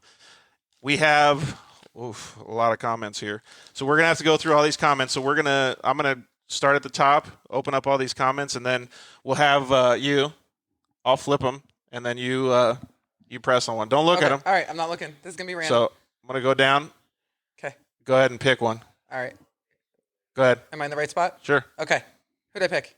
Sinister Eco Beast. Sinister Beast. Eco Beast. That's a dope All right. name. That is a pretty cool one. So maybe he's got like an Eco Boost truck or something. So hold on, though. He might not have followed the directions, or even I don't know if it's a girl or a guy. So Sinister Eco Beast. Let's see if you guys ended up sharing it on your story, because that's the most important part. If you guys didn't, then we're going to be in trouble, man. Let's see here. Help us out. Yeah. Help us out, yes. Sinister. So while we're looking, I'm going to go ahead and give you the social media perspective on Instagram contests and how important it is Love to hear to it. very carefully follow the directions on Instagram contests, because I have to say I work in social media and I've done a lot of them. And yes, they did. Yay! Yay! Jackpot. Very Okay. Often someone will forget that last part and disqualify themselves. So awesome. That's really, really cool. So this is the first time for us to just having somebody follow all the directions. All right. So Sinister Eco Beast, you better be watching and DM us, because if you don't, then we're going to have to give this away to somebody else. So I think you're going to be stoked on this. So yes, you're going to love it. Make sure you DM us and let us know where we can send that bad boy. So thanks, Vanessa. I really appreciate you coming. Thank you. Did you you enjoy the tacos? We had tacos tonight, so I have to tell you, again, being an East Coaster, I have never understood how amazing tacos can be, and they were so good. So good. Sweet. Yes. Not Taco Bell, huh? No, yeah, even they're not Taco Bell tacos. Like, I really did think, like, the taco shells that you buy at the grocery store were the way you were supposed to make them. I had no idea. These ones are pretty good, yeah. I agree. So what have you been doing like since the quarantine and stuff like that? Have you guys been keeping busy at SolderWeld? You know, we actually adapted pretty quickly, I have to say. I know if in hindsight, I would have bought stock in Zoom right away. Tell me about it. And Clorox. And, well, not even, honestly, Zoom was just the way to go. And, we were talking about, because, one of the big things that SolderWeld does is goes and does on-site training for HVAC and plumbing and, how to use the products and how to, use them well. But that was something that all of a sudden came to a screeching halt. So, Lance did a couple of trainings one-on-one with people via Zoom. That's awesome. It was pretty amazing to be able to do that. But, we did, I have to say, from the SolderWeld perspective, and again, like I work in social media, I work in digital media, I get to see a lot of the kind of inbound communication. And I have to say, again, someone who worked from home, I was complaining about the quarantine, a little bit upset about the fact that I wasn't able to go out. But then I was faced with the number of essential workers that worked in these industries, and they didn't get a break at all. It just got harder for them, which made us kind of realize, like, we need to hustle harder to support people that are out there. Yeah, it was. And you guys did do a bunch of good stuff, so I really appreciate you guys supporting those guys too, and obviously supporting the show, and Lance always having our back, so it's super cool. Yeah, thanks you. We appreciate it, and he loves you. He's always got you. Yep. And now they're going to have everybody at Rice Eccles Stadium up there in Utah, so he's going to be right around the corner from the Supercross guys too. That's awesome. Okay. I was excited. Okay, thank you guys again for having me. It's always a pleasure. You are so welcome. I learned so much. Thanks for coming in. Send me the pictures that you took today. Oh, absolutely. I will. Yep. Okay. If you don't mind, I'm going to check out. Yeah, when you dip out, tell Cade to come back in here. Okay, will do. So thank you very, very much to the SolderWeld guys for doing that giveaway with us. That was super, super cool. I know that a lot of people have been asking how to get these SolderWeld Offroad Repair Kits. You can always go to solderweld.com and get the off-road repair kits there. You can use the code DIRTLIFE and save a whole bunch of money on those kits and put one in your UTV. You can check out our Instagram. We have links to the SolderWeld Instagram, and check them out. And also go down to your four-wheel parts dealers and tell them that you want them to start stocking the SolderWeld Offroad Repair Kits. I think they're going to be a big hit with all the overlanding guys and everybody else too. So, all right. So again, thank you to the SolderWeld guys. Now it's time to get a little bit of your background. So both Casey and I know that you race dirt bikes, but how did it all get started? Was there a PW50 involved? No, a Honda 50. There was a Honda 50. That's but close. So I didn't start on the Honda 50. Though. PW50s are like gold for most of our guests. Like everyone had one. Everybody had one. Like, and we're talking people like nowadays and people like a billion years ago. Like everybody. The exact same model, so, probably. Yeah, it is. You're right. Just bold new graphics. So you grew up in Ohio, though. So is there a lot of good riding spots out there? Do you live out in the country? Like, where did it all start? I grew up on a horse farm. My parents are horse trainers. So one of my parents' clients, their son raced quads. So sure enough, man, parents got me a quad. Quad god from a young age. Yeah, started on the quad. Were you a quad racer? I raced quads for a little while. I only did like 1 or 2 races where I only raced quads. Oh, really? And I had the Honda 50. Nice. And then I started racing both. So I was That's racing pretty cool. quads and bikes. Dang. And I was getting pretty. I was getting pretty good on both. I actually had a shop sponsor me on my quad. Had a couple quads, and then I remember one time I clipped another quad while we were racing on the landing of a jump and flipped over, and then it ran me over. Whoa. And I was pretty young, and I was like, Dad, I don't want to ride this thing anymore. I just want to ride my dirt bike. And we sold the quads. Then it was just dirt bikes head on from there. I would pick dirt bikes too. Did you ever race them in the same weekend? Same day. That's what I mean. Okay, so that's like back to back. So that's a whole new level, dude. So instead of being like ambidextrous, where you can use each hand, like he's like quad and dirt bike ambidextrous. Dude, like it's like special teams. There was times when like we'd take both to the line. Like I'd go to the line. Really? Like, the races were so close because it was like quad moto and then dirt bike moto right after. Hell yeah, full on send. That's pretty adaptive. And like I would most of the time I would be like first or second in both classes. That's pretty legit. It was just normal to me. That's cool. I actually think that's. But not looking back on it, it sounds super weird. No, actually, it doesn't. Super weird. Sounds awesome. Talking to us, it doesn't sound weird at all because both of us started on not 2 wheels as well. So, okay. Would you start on 3 or 4? Yep, I'm metal.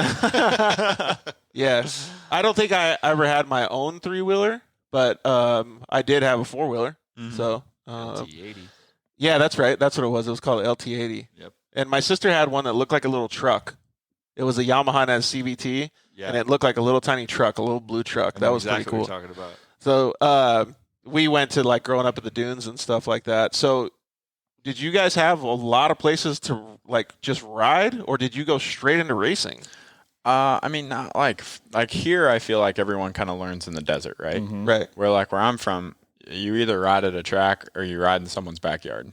Okay. Like, there's like 1 or 2 free ride spots in like all of Ohio. Okay. It's not like here where it's like you go a quarter mile down the road and that's where someone unloads their bike out of their truck and they go ride in the desert for a few hours. But there's a lot of practice tracks. Here there's like, 1 every hour. Right. In Ohio, like there will be 1 down the road from another one. So it's more like, people go to parks to play baseball stuff. You guys would go to a facility to be able to ride and stuff. Always. Yeah, that makes a lot of sense. But it's still one of the reasons we want to have you on the show was because you still basically grew up in the dirt. You grew up on a farm. You grew up, having the opportunity to go ride these tracks and stuff. So from a young age, you were still learning, whether it was on a PW50 or not. You still learned how to like probably work on your own bikes, manage some of the farm stuff. Like your parents probably taught you a whole bunch of stuff. When it came to dirt bikes, my dad knows very little about working on motorcycles. So I grew up knowing very little about working on motorcycles. Like if I was putting a new tire on, my dad was taking the tire to the shop down the street. Gotcha. It was like he was not one for working on it. So then I didn't actually learn how to work on bikes until I went to Georgia when I was 16. So like crash course. I had a mechanic, but like he taught me everything, and it was awesome. Like I actually learned how to work on my stuff, and I really enjoyed it. And the right way the first time. Yeah, exactly. Yeah. And I still wasn't very good at it for a while. I stripped out a lot of bolts, but that's just how it was for me. But like as far as the farm stuff, man, like I grew up on horses. Yeah. It was funny because when growing up, I would play with toy dirt bikes all day. All day long. Like it was just my jam. Like from the time I was, big enough to hold one until whatever. I was always playing with them. I was always like I was probably a little old to be playing with them, to be honest. That's okay though. Yeah, I think we were too. I still have toy dirt bikes over here in the studio. Oh yeah, we were checking them out. So did your parents ever let you bring your dirt bike in the house? When I got my first KTM 50, it was under the Christmas tree. Oh, perfect. Nice. So that was probably the only time. I got one opportunity, I think it was, and I got a dirt bike and I got to put it in my room for the night. Oh, there it is. Yeah. So I was so pumped. I had a rope tied to mine.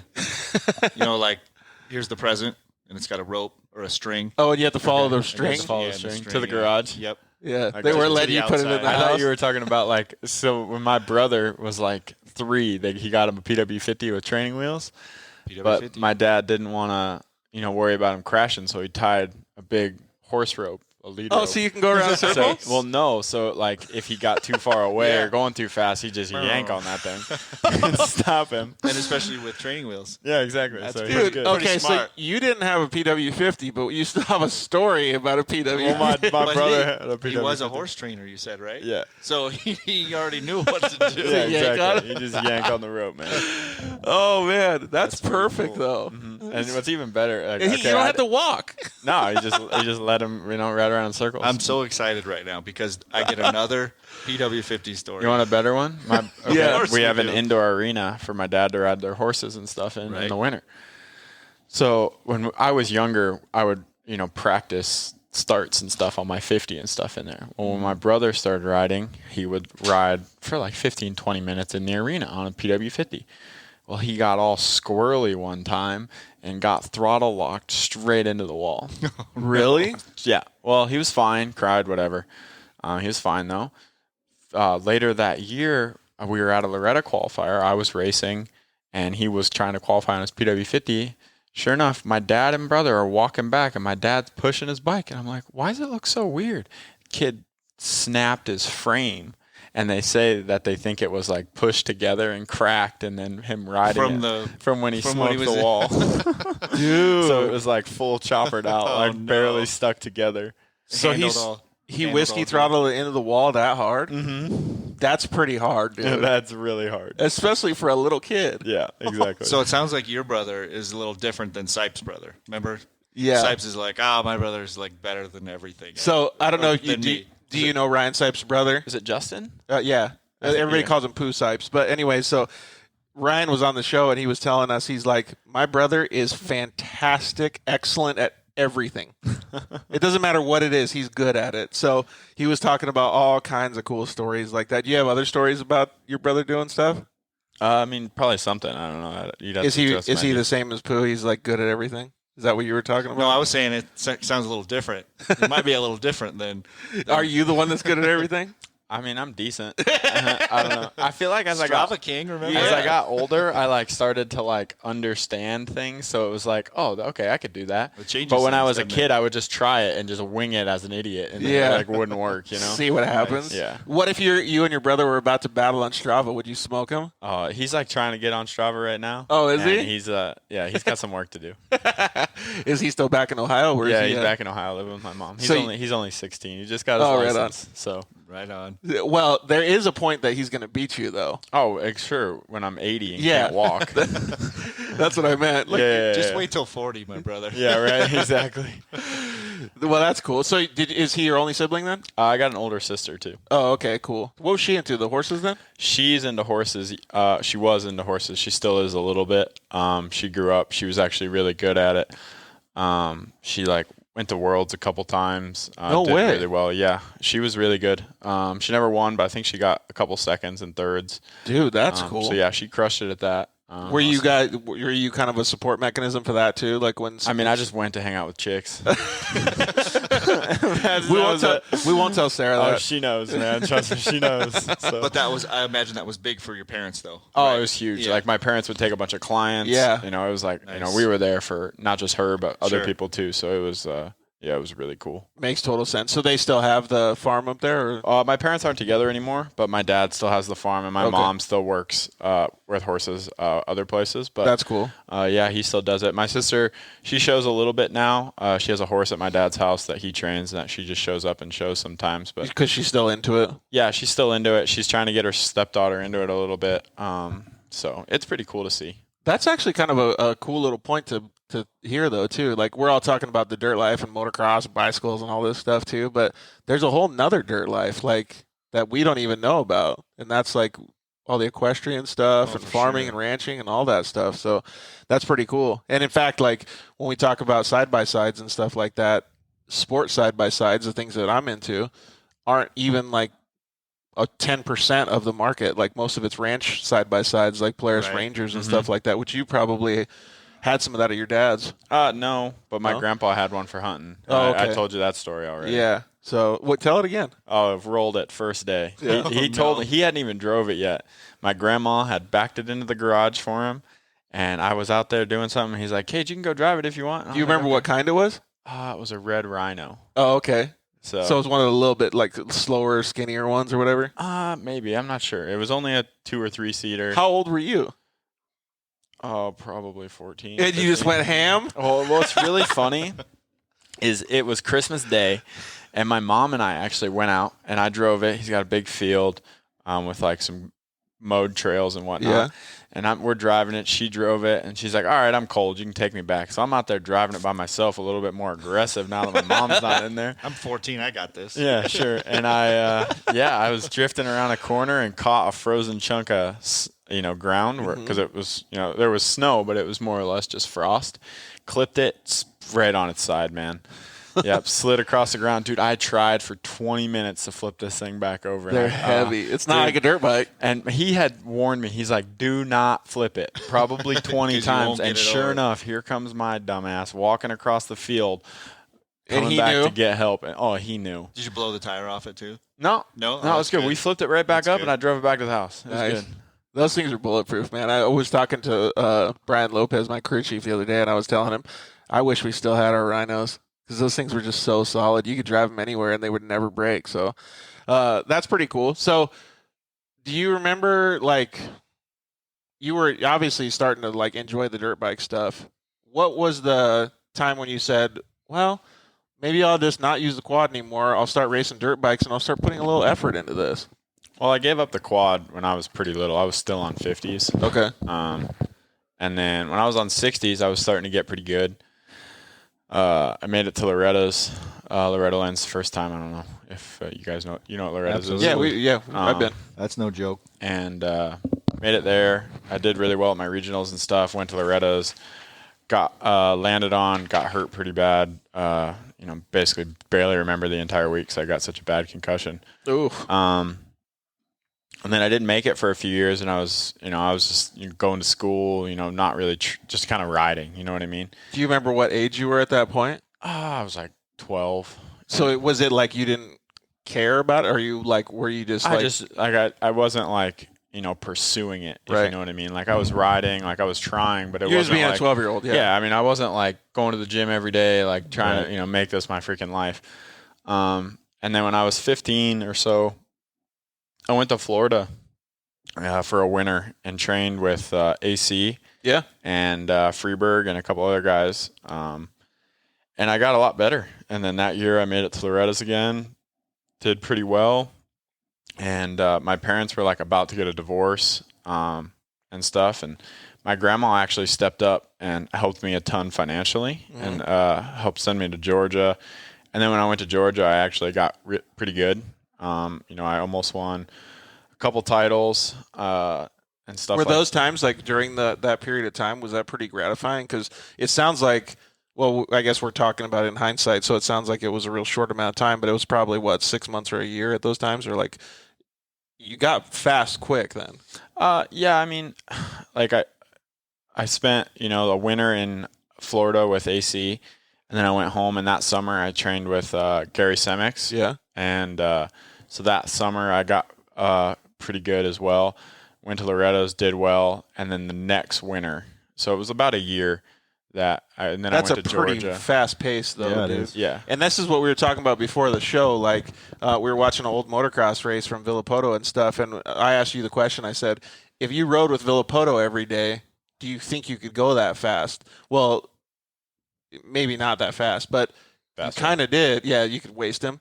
But you kind of did that same thing riding with AC, because at the point, you were both little and younger kids, but riding with somebody that's that fast, and then you step up to that and then excel him. Oh, exactly. It's actually really funny. I actually told this story to a kid the other day when I was training him.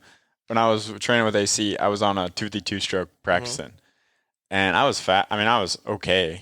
I was like a intermediate rider. B class. Special. He was on a super mini. Yep. And we rode with Freeberg. I don't know if you guys know who that is. He was a Team Green guy. And in 20-minute motos, AC would lap me on his super mini. No way. Every single day. And So it was you just definitely had to brutal. step up your game. Oh, it was brutal, dude. Like getting waxed by this kid on a super mini every day. It was just, I was telling the story because I had a kid, he was frustrated and I was like, bro, this is frustrating. Like, don't worry, Let me tell you this. Yeah, exactly. You don't got any problems right now. Yeah, exactly. So I was like, man, like I had to go through this. Like you're perfectly fine. Like don't worry about it. But like, so like from there, I see AC at the races sometimes, and we'll like talk about the past every once in a while. RC, his dad was kind of like he wasn't like our coach, but he was more of like our, we had Tishner who did stuff, and then we had a program, and his dad basically enforced it. So I'll see him, and he's always super polite to me and stuff like that.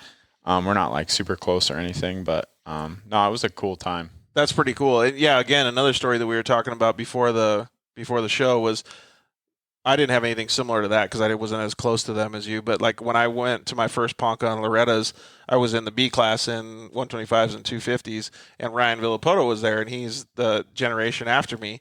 And I did decent. I think I got like a third in 250B and like maybe a sixth in 125B or something. Like I was top 5 in the B class, which was an okay pace for a dude that's 14, 15 years old, right? Like I did okay.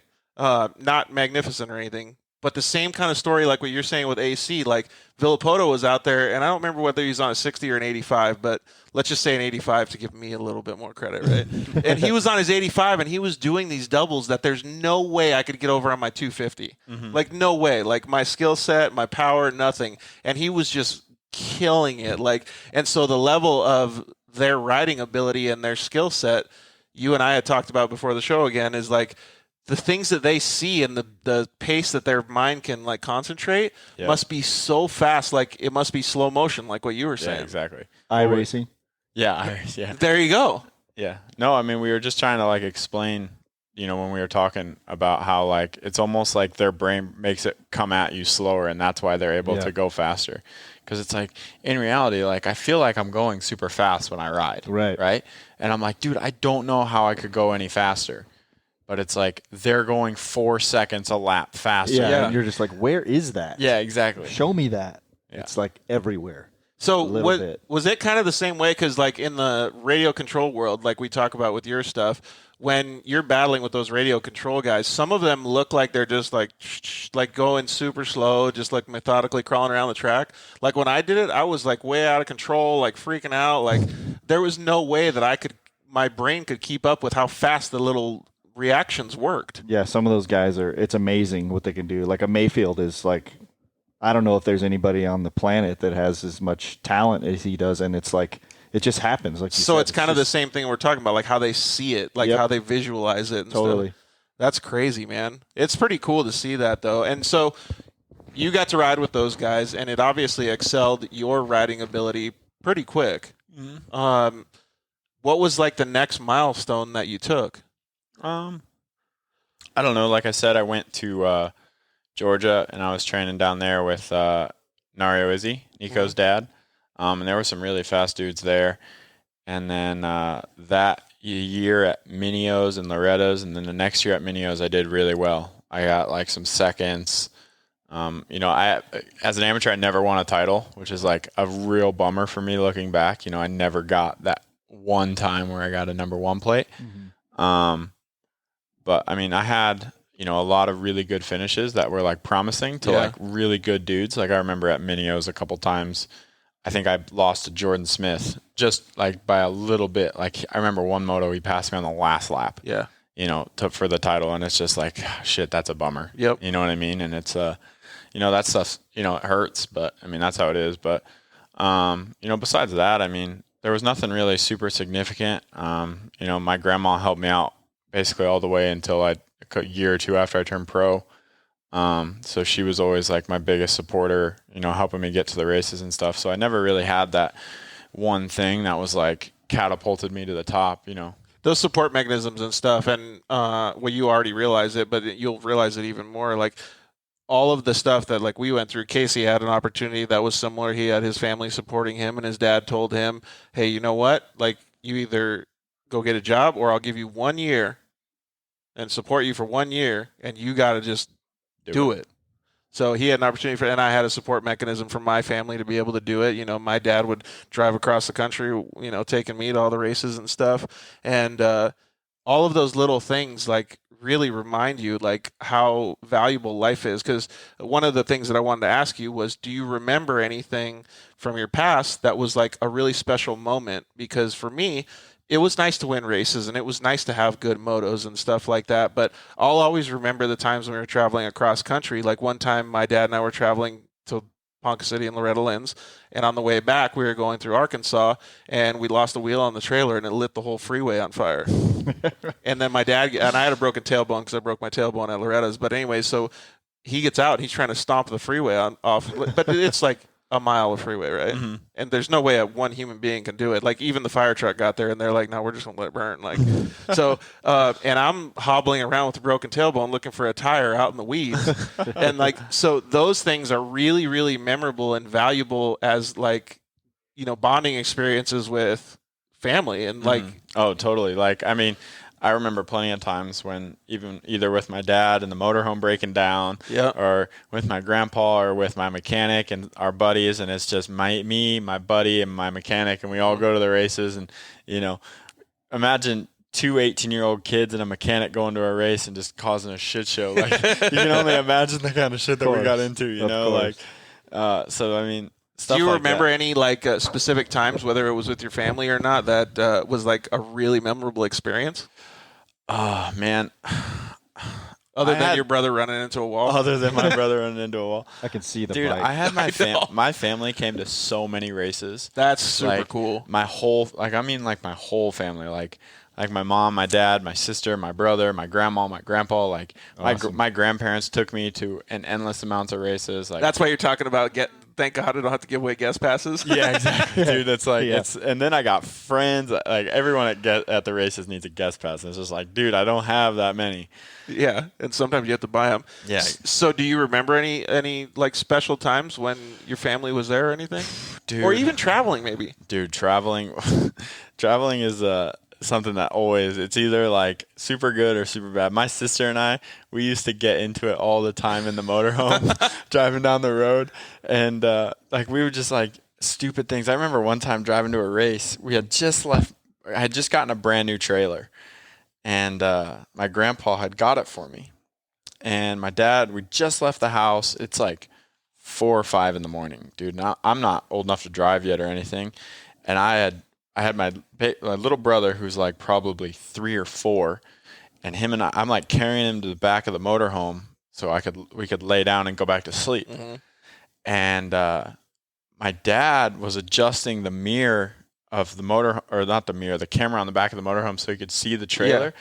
And this guy drives across the road, on accident, obviously, and kind of goes off the road and hits this like barrier wall. Oh, no. And dude rips off the whole left side of the motorhome and the brand new trailer, dude. And when he had hit the wall, it ripped it off, so it was like open there's air? Like not like that, but like there's bins and then like the backside of the trailer. So yeah, the trailer was like open air. Holy smoke. Yeah, dude, it was bad. Did it just stop the whole? No, it just it jerked the motorhome like crazy bad because obviously you hitting a wall doing 45 miles an hour, and I like threw my brother and I against the closet in the motorhome, and I like smoked my head, and I like dropped him onto the bed luckily, and he was fine. He was crying, but he was fine. You got broken ribs. Yeah, right now, and so. Like I said, brand new trailer. And the reason my dad was driving was because the trailer was a little bit longer with the motorhome, and my mom didn't want to pull it out of our driveway in the dark. Oh, really? So my mom she was driving we were on our way to Florida for a horse show, and we'd take my bike so I could ride. But we stop at the truck stop just down the road from our house, and my mom was in front of us, so she didn't have a clue. She didn't know yet? Oh, no. And my dad pulls into the gas station, and he like pulls under the lights, and I'm sitting in there, and I could just see the look on her face, like, what did you just do to our Holy like God. It was bad. Like, it was really bad. Did you guys continue on the trip? Oh, dude, straight to Florida. My dad threw some duct tape on everything, and Did he make a good story? So when you guys showed up, you could like. Dude, I remember my mom was so mad. Tornado, dude, I promise. Brand new trailer, first time it had gone anywhere. My mom was, oh my God, she was so mad. That's insane. Yeah, so it's that's probably only one of like many stories that you could remember. Endless amounts of stories. Like, It's hard for me to remember like all the. It's easy to remember the bad ones, right? Yeah, like those are the good ones. Yeah. They end up being the good ones. Yeah, I right? mean, the ones to remember. I remember like one time I was at a race and I was set to make it to Loretta's, and last moto of one of the classes, and I freaking cartwheel my brains out. Concussion, broken collarbone. What class? Schoolboy. First year in schoolboy. And my parents were on their way to the race in PA. My grandpa had taken me. And so all I remember is waking up in the hospital, and my mom and dad were there. And I'm like, wait, you guys weren't here before. Where's Papa? Yeah, exactly. And Dang, then he cartwheeled was that hard? Well, but I was like, now I realize, but like when you wake up from a concussion, it's like, it's weird. It's like, what is going on right now, you know? So, like, dude, stuff like that. And then them showing up, and it was just like nothing ever happened. Being the last motorhome in the parking lot is like always the worst feeling. Yep. You know, you like show back up at the track and you're the only rig sitting there, like completely unpacked. Do you remember any of the opposite like that, like a special moto that you had, like where you were just on fire that moto? I remember. Maybe it was well, I was going to say PW50, but you didn't have one. Maybe it was a 50 race. Definitely no 50 races because I sucked when I was on a 50. I have like the funniest photos from when I was on a 50. Well, you obviously remember stuff. Oh, yeah, we played some of the Yeah. photos. So you obviously remember some of the stuff like when you were battling with or riding with AC. Yeah, no battling. Did you have times like so like one of the times that I remember, and I've said it a bunch on this show, is like I was at Glen Helen and I was battling with like a older guy named Sean Hamlin, and we had like amazing moto. I was on our Suzuki 80 at the time, and I got a good start, but I got taken out in the first turn, and I was like way back, like almost a lap down. And by the end of the race, I had done so well, and I felt so good. It was just like one of those races that you're like Ricky Bobby, you don't even remember what just happened. And then at the end but I remember being at the finish line and being a wheel away from winning the moto and passing him. And I was just like, I remember the feeling that I felt was just like, it's like it's not even happening. Yeah. It's just like you're just riding. Yeah, it's almost easier when you fall in the first turn and then you just don't care. Yeah, you know, exactly. Then you just ride, right? I mean, my dad always says I ride better when I get a bad start because it's like then I just start passing people and it's just brainless and then you just start doing what's natural. The pressure's off. Yeah, but like if you get like I remember I've never won an LCQ ever.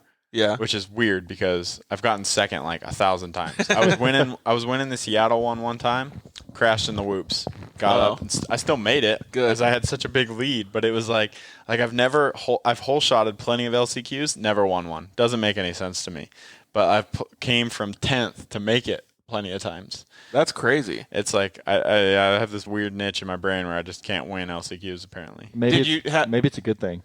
Maybe it's the curse of the winning the LCQ that you don't want to have. Yes. Well, did you get good hole shots and stuff when you were an amateur? Nah, terrible. Always been a terrible starter. Oh, really? Yeah, never been good at it for some reason. So then, do you have any motos like that then that you remember? Well, even if it wasn't an amateur, maybe it was in a pro race. I have 1 year at Minio's. I think I was in the B class. I got a terrible start. Terrible. I was freaking pitiful. Oh no, I was on a 125. Okay, yeah, I was on a 125, and I was coming through the pack, and I remember going by. It was one of the Suzuki dudes. He was riding there. It was a team. I don't remember what it was called, but it was a full-on, semi-amateur team. They had the semi and everything, whatever. So it was like, oh man, I want to be on that team. And I remember just blowing by this dude. Oh, because you were like, yeah, I'm going to show him. Yeah, exactly. And I went by, and then I ended up getting like second or third. And at Minio's, that's not like a huge deal. You get that's second. Still pretty good though. And yeah, I mean, it's pretty good. And I remember I was like, that was so easy. And then I think that might have been my best finish the whole week. And like the worst start I got all week. You know what I mean? And it's just like brainless, like riding. That's just sometimes the best. Yeah, that's why everybody says, like, ride like you practice. Like, yeah, exactly. Well, that's what my problem's been this year. It's like almost like I ride super good during the week, like super flowy, whatever, and then I get to the race and it's just like, dude, like who are you? Yeah. You know, like I'm a brick. Dang, if somebody could like tap into the mental like brain thing and just like fix that, just like click it on and off. Yeah, we just need to call Elon and just get one of those chips and we'll be good.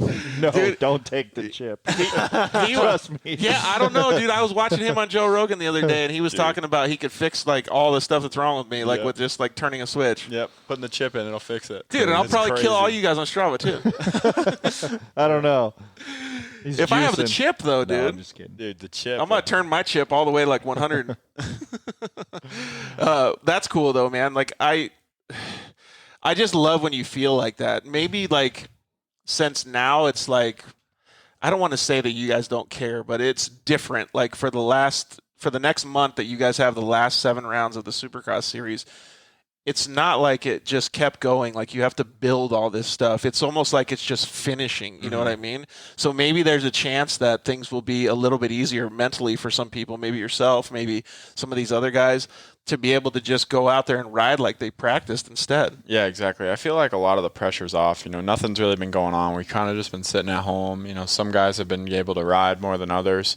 But, I mean, I think that basically the pressure's off. You know, I was telling somebody, you know, qualifying's not as important now, so you can actually go out there and, like, learn the track and, like, Right. practice and try different stuff. You know, it doesn't really matter if you qualify 20th or 39th as long as you get in. So, I mean, like, what's really the difference there, right? So, Yeah.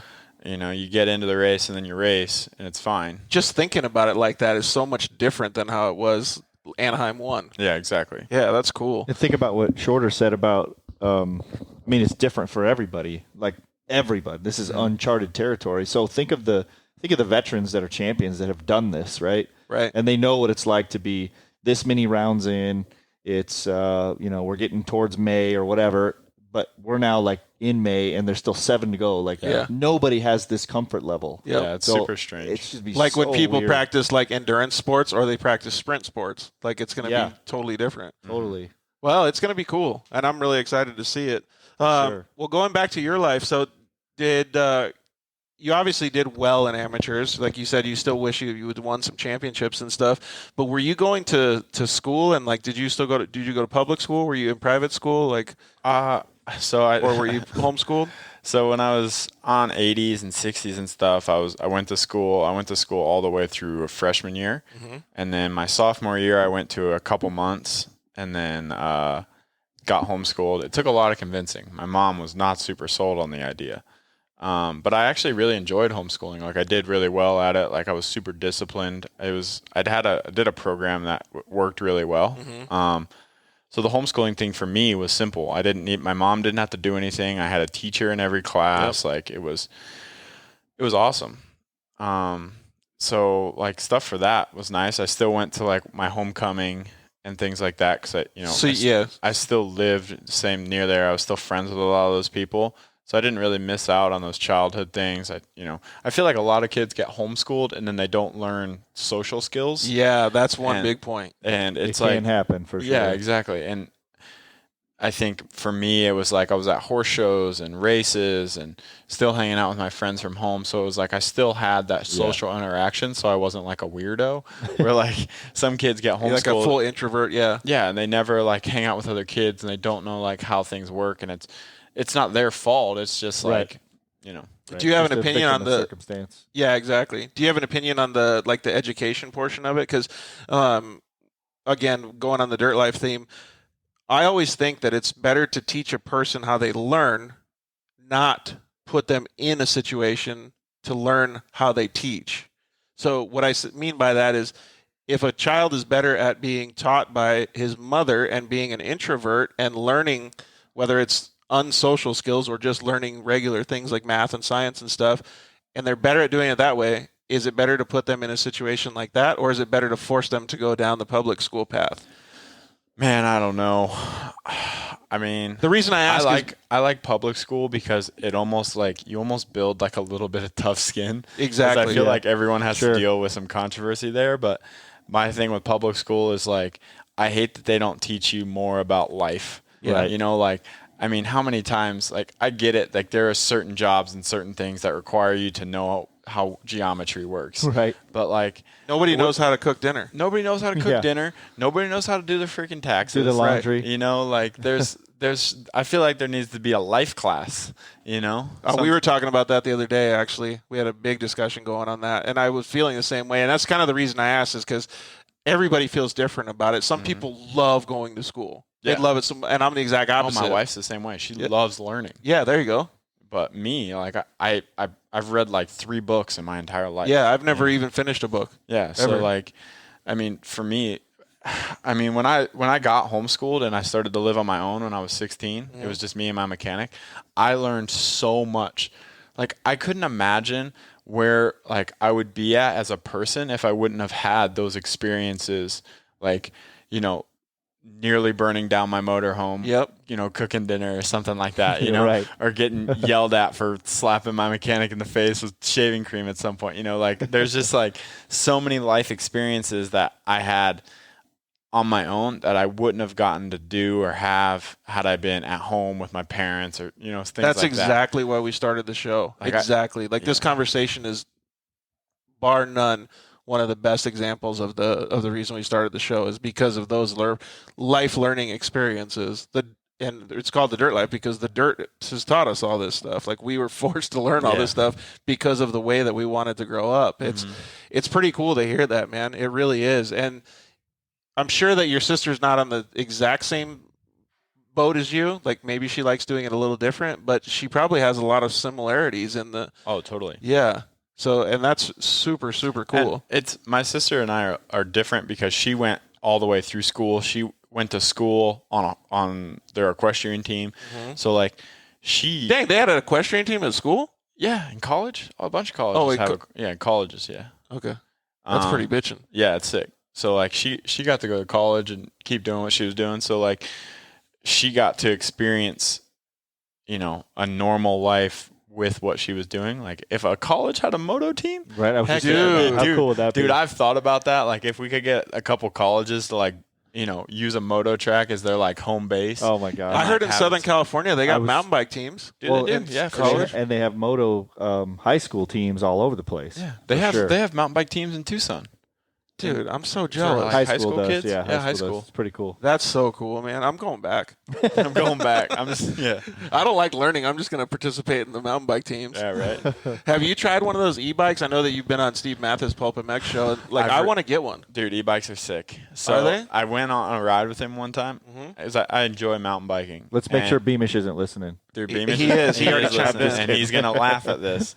But I left with Steve and another guy. We were all on e-bikes, and we were cruising from the truck to the trail on like a little access road, dirt road, you know, whatever. Fire road, yeah.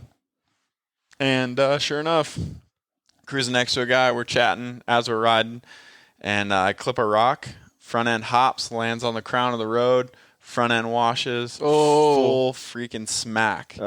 Dude, road rash. Like, dude, messed up my elbow. Yeah, dude, I should have gotten stitches in my knee. My knee's still screwed up from Big old chunk. And I got up and I just started pedaling. I poured some water on everything. Of course, 2.5 hour ride. Yeah. Like, couldn't have been like, you know, a nice, easy, like, hour ride. Nah, we rode 2 hours in the dustiest conditions that you could possibly be. So I got home, everything's just covered in dirt. It was a terrible shower. But no, e-bikes are sick. I really like them. They're fun. In circumstances, like I think they're That's what I awesome say. for guys who are like out of shape that want to get into it. And ride with their friends who are really good at mountain biking. Like there was a point in time when Steve could not hang with me on a normal mountain bike and him on an e-bike. Yep. But now he's ridden an e-bike so much He's that I up. have to ride an e-bike to keep up with him. Yeah, nice. You know what I mean? Yep. And he's getting to the point where we all give him crap. Where it's like, man, at some point you're going to have to get You back gotta on get a off, normal yeah. bicycle, you know? But he likes the e-bike because he can cover so much more ground. You really can. You know, yeah. he can ride so much more trail. So, because Casey and I haven't been able to really try them, and I've been wanting to get one just because my legs aren't as strong as your guys, so it's a little bit more difficult. And I can do the road bike pretty good because it's safe, but like all the little torquey, like little like going up a really steep, like even if it's 10 feet, but if it's really like you got to give it some pepper to get up it. Like I was thinking the the e-bike would be super cool Dude, for that. honestly, it would be super beneficial. You can climb up stuff that like I could never climb up before. Yeah, I mean, dude, if you ever get the opportunity, you should seriously try one. Yeah, You can take it from like you can go from like it's like barely helping you to like say you have to go up like a hard climb. Yeah, like, you can tap the button 3 times and it'll take it to like full I think juice it's or like something. boost mode or something, and then like you'll still have to try, but it won't be like a max effort to get up this little thing that would be hard for yourself. Maybe it could just bridge that little gap. That would be super cool. The guys at the bike park at Angel Fire, they had a few of them. They're like, you got to ride these. And we're like, no way, we're not doing it. Yeah. He's like, I'll pay you $100 a piece if you can ride this thing in the parking lot and not smile. We're like, you're on. And not smile? We couldn't do it. Dude, they're fun. It's a blast. But so what they do is they ride because the lift's only open for so long. Yeah. Also, they'll ride them when the lift's closed. So they're riding. So they have their normal stuff, but then they have an e-bike enduro bike that they'll ride the cross-country trail up and then bomb down. Oh, so dang, that's a good idea. It's a great idea. So that way they're not, why run the lift if there's nobody there or if it's after hours or whatever. So they definitely have their place. Yeah, that's cool. I wonder how, because I kind of wanted to start low on little on Fantasy Island and then start working my way up Mount Lemmon and stuff. I think that'd be cool. Oh, for sure. Well, one of these days I'll have to. Do you know anybody that wants to lend me one? Yeah, right.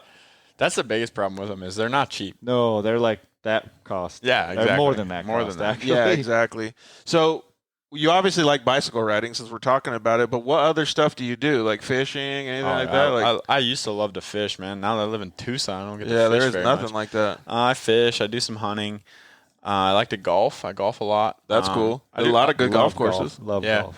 I really like working on my house. It's kind of fun. Yeah. I love home stuff, like getting to do stuff like that. I'm working on building a river table right now. Congratulations on the new house, by the way. Oh, thank you.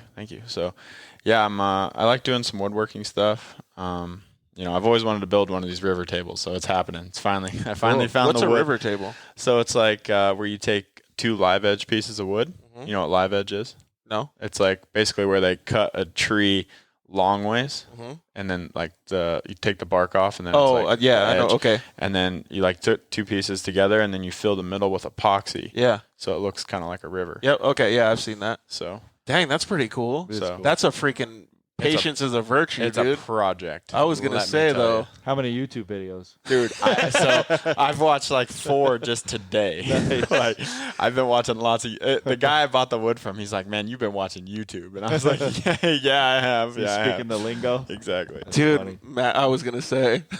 Yeah, it's a project for sure, and that's how all my home stuff is going. I don't have a clue how to do any of this stuff, like fixing, whatever. It's just like YouTube, man. Figure Dude, it out. you're gonna have to start posting this on your Instagram stories and stuff. Getting all these home guys into your. You guys should have been there when I was changing outlets for the first time. Oh boy. It was like every outlet I took out, the wires on the backside were different, and then one was way too short, so I had to get all these plugs. There may or may not be an expert about electrical stuff in the room. Dude, called me. it was a project, man. Let me tell you. So Casey's been working in that industry for a long time. He's set up a lot of stuff here too. So, okay. Yeah. So if you ever need any, I learned something new the other day. Is that the 3 prongs in any wall. If you flip it upside down, so the single prong is at the top, it makes it so it doesn't spark. So if anything falls on it metal, it hits the ground first. Wait, dude. Okay, That's why they're like that. Wait, is that sometimes. important? No, Because it's okay. It's a safety. no, thing. because there was the one in my closet was upside down. I was like, this idiot was too lazy to just flip this thing back over because I thought It might have been the switched one too. Sometimes they do that. Oh, okay. Like the one that's actually Like a controlled by GFI the or something? switch. Huh. Well, actually, the switch one. Okay, I got you. Where you plug your lamp in, Yeah. and then because some of them won't have a light. So right? clearly They'll you're just have you're like us though. Everyone has to be the same. Yep. Oh Yeah, yeah, you're like, what's this I was like, why idiot? is this thing upside down, dude? And it's in the closet. It's not like you don't even see it. So It it's still probably- pisses you off though. Yeah, exactly. I changed it because I redid our closet, so I fixed it, and I was just like, I thought the dude was just too lazy, but maybe now there was a purpose. That's the OCD that comes from laying out your fender graphics. Yep. Oh no, I perfectly. can't do graphics. I don't do graphics. Okay. No graphics No, for I'm Cade? not a He's graphic tapping guy. out. Dude. It's like if you see me try to put stickers on, it's like, Sponsor's not happy. dude, they would lose their mind if I put my graphics on. That's where because my OCD came I'm from. so bad at it, man. Yeah, I agree too. Like doing all the stickers back in the day. Excuse me. So you've obviously got the new house, and Actually, I don't want to step that far ahead. So when did you realize, like, shit, man, maybe I can make some actual money doing this dirt bike racing stuff? Like, how old were you? I don't know if I ever actually realized it. I think I was just You like, just loved it? I want to do it. So I was just like, I'm going to try. And I had the support. So it was like, it's like, even if I fail, I tried. Yeah, you didn't And- waste opportunity. Yeah, exactly. Like I would hate to be that person that's like, I don't think I can make it. And then 10 years later be like, man, I really wish I would have tried. Like I would way rather fail trying than not try. Right. Not leave any cards on the table. Exactly. Yeah. Like I'd way rather, waste a year trying than, sit there and be completely worthless. So, I mean, I probably. How old were you at that time? I turned pro when I was 18. Yeah. And probably when I was 17-ish, I was like, man, I really want to try and like actually go pro. Like there was a point when I was like trying to like be fast enough as an amateur to like get picked up by like a small team. And, I kind of knew that wasn't going to happen. And I got like a small support team to help me. My grandma and I still had to pay for a bunch of stuff. But, other than that, like what was the mindset though? Understanding that like, well, you obviously were practicing with fast guys, Adam Cincerilla and other guys like that, but you had good support and you had good people helping you. When you think like, okay, I'm going to give this a shot, but I don't know how to say this. A kid on a Super Mini was lapping me. Like, what the fuck am I going to, like, how do I get to that point? Like, where I'm just like, I got to go for this and I'm going to start killing it. I think I more or less didn't look at it like I need to beat this guy because it's like, right, but you understand yeah. It was more of like I need to close this gap. That's what I mean. Yeah. So it's like, it's like how do I get?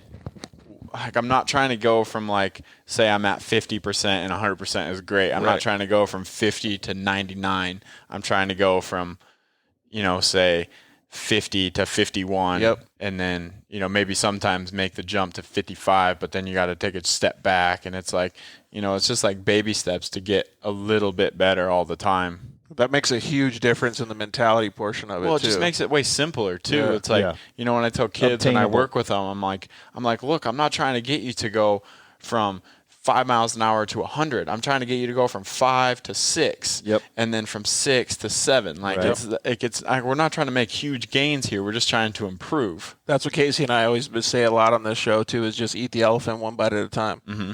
Yeah. And then sooner or later it'll get to it. But I just remember thinking I want a 2-digit number.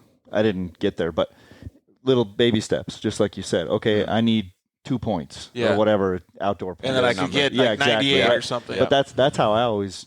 I mean, a similar mindset was that I'm just going to go the best I can and then improve that next little bit. But because it's hard, like you say, when I think you have those days too where you're just like, this dude's on a freaking Super Mini. Yeah. What am I thinking? Yeah, exactly. So you can't. So you have to just shut that off and go, just like you said, 50 to 51. Yep, exactly. There's a lot of 51 to people that have 52. like, my brain doesn't work as easy as your guys like that. Like, I'm always like, I got to be that top level, like go, like 100.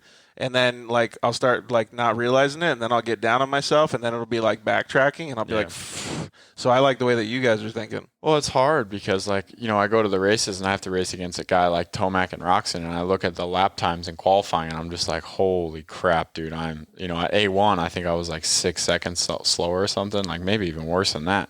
And it's just like, dude, like what is going on right now? And then it's like, okay, well, maybe if I was only this much slower.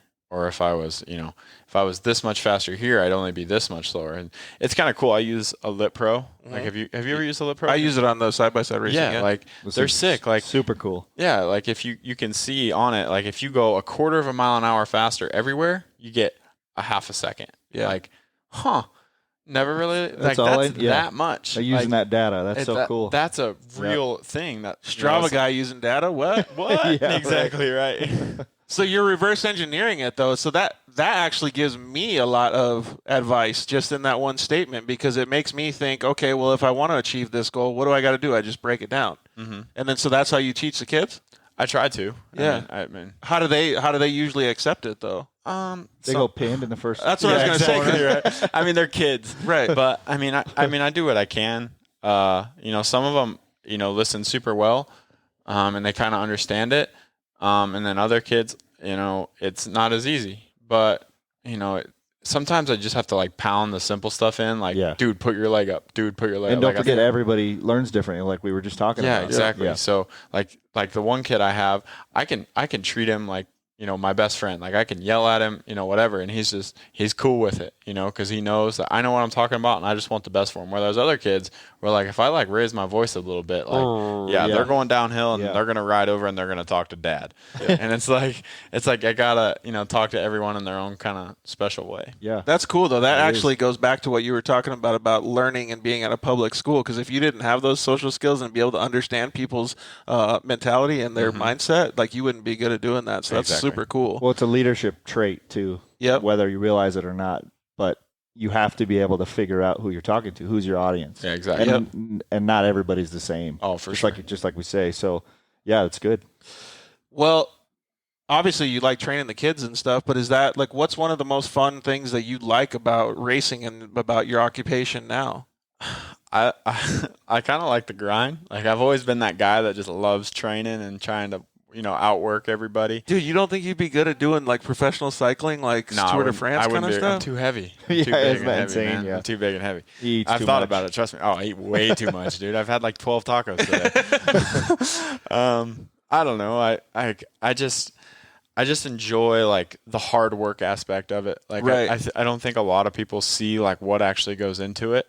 Because some people like still to this day like think like, oh, you ride dirt bikes, oh, you ride your bicycle a few hours, right? Like, and then you work on your bike and you go ride a couple hours. Like that's not a job. And that's I'm what like, all the football players said when I was going to high school. Oh, dude, you just go like this. You just go like, okay, bro, come on. Same ones were like, you have a knobby pattern on your back from this weekend. Let me see. Yeah, exactly, right. So I don't know. I enjoy the aspect of like I can go to a race and be like bros with all my friends, and then we can go out there and just freaking smash each other. Yeah, that's and cool. then sometimes there's beef, and sometimes we're like, all right, that was sick. Like, exactly. That's cool. Like that kind of stuff just pumps me up. I kind of think about the same kind of stuff and trying to put it in other genres like MMA fighters, right? Like, so you have to spar with your best buds all the time, right? Mm-hmm. So you're like hitting each other and you're like doing all kinds of crazy stuff every day. Mm-hmm. And so it's like, those guys enjoy the shit out of that and working out. It's like the same mentality, right? Mm-hmm. It's a family affair, really. That's what's so crazy about racing in any genre or industry. I think yes, but it's like a dysfunctional family. Yeah. But there's a huge family aspect to it. But I was going to take it to the other end of the spectrum, though, too. Like, there's a lot of guys in off-road that are the same way, right? Like in the short course racing. But when I first got into short course racing, I realized very quickly it's not motocross. So if you go up and you touch somebody, you're going to get the wrath. Ready. Yeah. And you're going to get the wrath, and somebody's going to have a talking to later. Yeah, car and like people don't like touching. No. They don't like touching at all. Yeah. The problem is it's on dirt. Like it's still MMA with a four-wheel drive car. So it's like you can't always be right there doing it. But where I was going with this was that a lot of those people aren't the same background as what you're talking about, these kids that you're teaching, and the same as you. Like you can't just go out there and battle and forget about it and be buddies off the track. Like they're like more like cyclists. They're little bitches afterwards. You know what I mean? Like, don't touch me and I won't touch you kind of thing. And then so it's really crazy. But there's a lot of guys that are motocross guys that do it too, that are knocked down, drag out, like super cool. Mm-hmm. So it's a medium. And I really like the motocross stuff, like, because that's where I was the same way. Like, I didn't care if I was out there 4th, 5th on the track, whatever it was.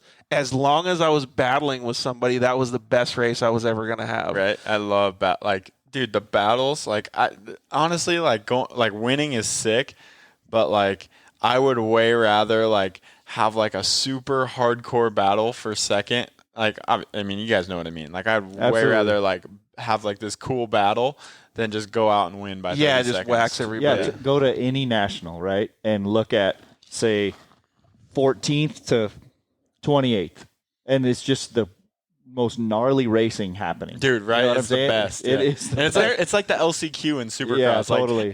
Like anyone who knows Supercross knows that okay, these 2 races are back to back. I gotta watch these because like someone's getting cleaned out. Totally. Like, yeah, the funnest races to ever watch. So, yeah, and like even those, like let's just say 14th through 28th or whatever, like 2 seconds in between all of them, like everybody's just going back and insane, forth. Yeah, like those are some of the funnest times, and that's where I was kind of going with that question when I asked you, like, what are some of the most memorable races? Because you talked about like some of the last chance qualifiers that you did. Was there any other races that you just remember just being like, dude, there's 5 dudes around me and I can't break these guys? Like, I wouldn't say that. I mean, I've definitely had motos where it's like, dude, like I feel like I'm going as fast as I possibly can, and I haven't made it. I remember my rookie year, first race, Dallas, first Supercross, Dallas, went out, qualified okay, got like 11th in the heat, and then bad start in the LCQ, didn't make it, whatever. Next weekend, I went, qualified like 18th, and then was like super pumped up that day, like ready to go. Heat race, running 7th, battling with Vince Freeze. Guess what? Did you get freezed? Yeah, I got freezed. Pushed into the tough blocks, crashed. And when I had crashed, we had like a sound map on my bike, and I hit a jump in the sound map, and my bike cut out on the face. Oh. Came up super short, broke my hand, and raced the rest of the season with my hand all messed up, and it just never got better. I was always kind of struggling. And last Supercross of the year, finally made my first main. Nice. And I remember just like coming over the finish line and like looking at my mechanic, and he was just like throws his hands up in the air and he's just like, yes, like all these bars I've changed, Yeah, like exactly. all the subframes, like it's finally paid off. Like you finally made the main. And then it started raining, and our first main, our first Mud main race. was in the mud. Yeah. So that's all right though. Those are gratifying stories though. Well, especially when I think anybody that's raced long enough knows that like you're almost never 100%. There's always something you're taping. Like we talked, no ACL, right? You're going. So you know what I'm saying. So that it's like moment, a lot of people don't know. Like I raced the whole. I think I broke my thumb at A2, completely snapped it in this half year. here. Yeah, I raced Phoenix. I had a cast on it for 5 weeks, so 5 races. I had this cast inside my glove. Like no one would know that. Yeah, and I think no one sees the struggle. Agree. Sometimes That's what I'm getting at. I don't think they don't know, but your mechanic knows it, and he knows how hard that was to deal with. Whatever that thing was that wasn't. So that was like 90% the whole time. So that moment when you make it, your close crew is like so amped up. Stoked. Yeah, exactly. We did side-by-side racing, and in 2016, I did pretty good, and then I got help from Yamaha in 2017. And right at the off-road season starts, I think, in like February, March area, and January 1st of that year, I broke my hip.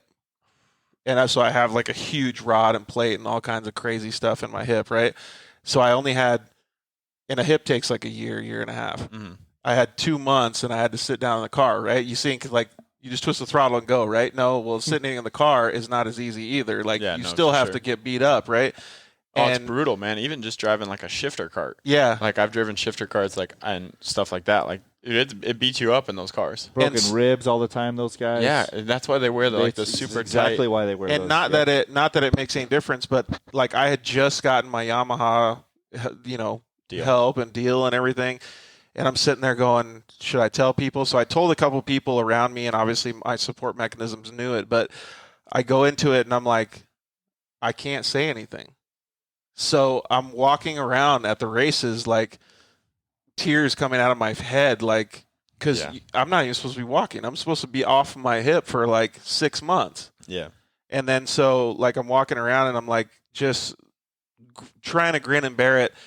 And I made it through the season. I didn't do that well, but I made it through the season, and I still to this day think to myself, like, the motocross guys now are doing the exact same thing with better medical and gnarlier stuff happening, but they're still pushing themselves through it than what we did when we raced too. Like, he didn't even get fixed. He just went down and dirty and just got it done. They just snapped her back straight and shoved it together. Yep. I just put this I called it a little Buzz Lightyear suit. I had on there. Perfect. It was funny. But somebody that didn't grow up with the farm dirt life stuff, like, oh, I feel like there's so many things that like I look at, and it's just like, it's like, dude, if a normal person saw what I was doing right now, right, like they would lose their mind. Totally. Yeah. And like, what's wrong with that dude? like, Yeah. I think this is something that I think is really funny. I think of germs, right?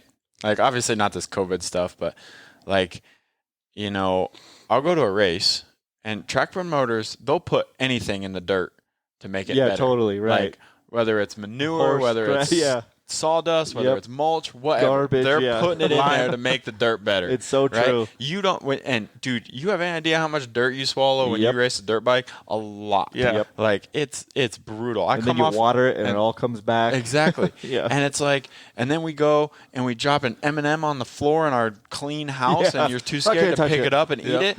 Like, are you It's so serious true. right now, dude? So true. You know, so I always laugh at that. Like, people will see me, like, I'll drop, like, you know, like I said, an M&M or something, and I'll No be big like, I'm deal. eating that. Like, they're like, oh, come on, man. I'm like, seriously? Like when my dad and I were out actually grilling last week, and we dropped a pepper on the ground. It fell in the gravel, right? Mm-hmm. We just put it on the plate and just killed it. That was it. Yeah. Like, so many normal people would never do that. And They'd be like, what is wrong with you? Yeah, like, come on. That's pretty crazy, though. So how many bones have you broken?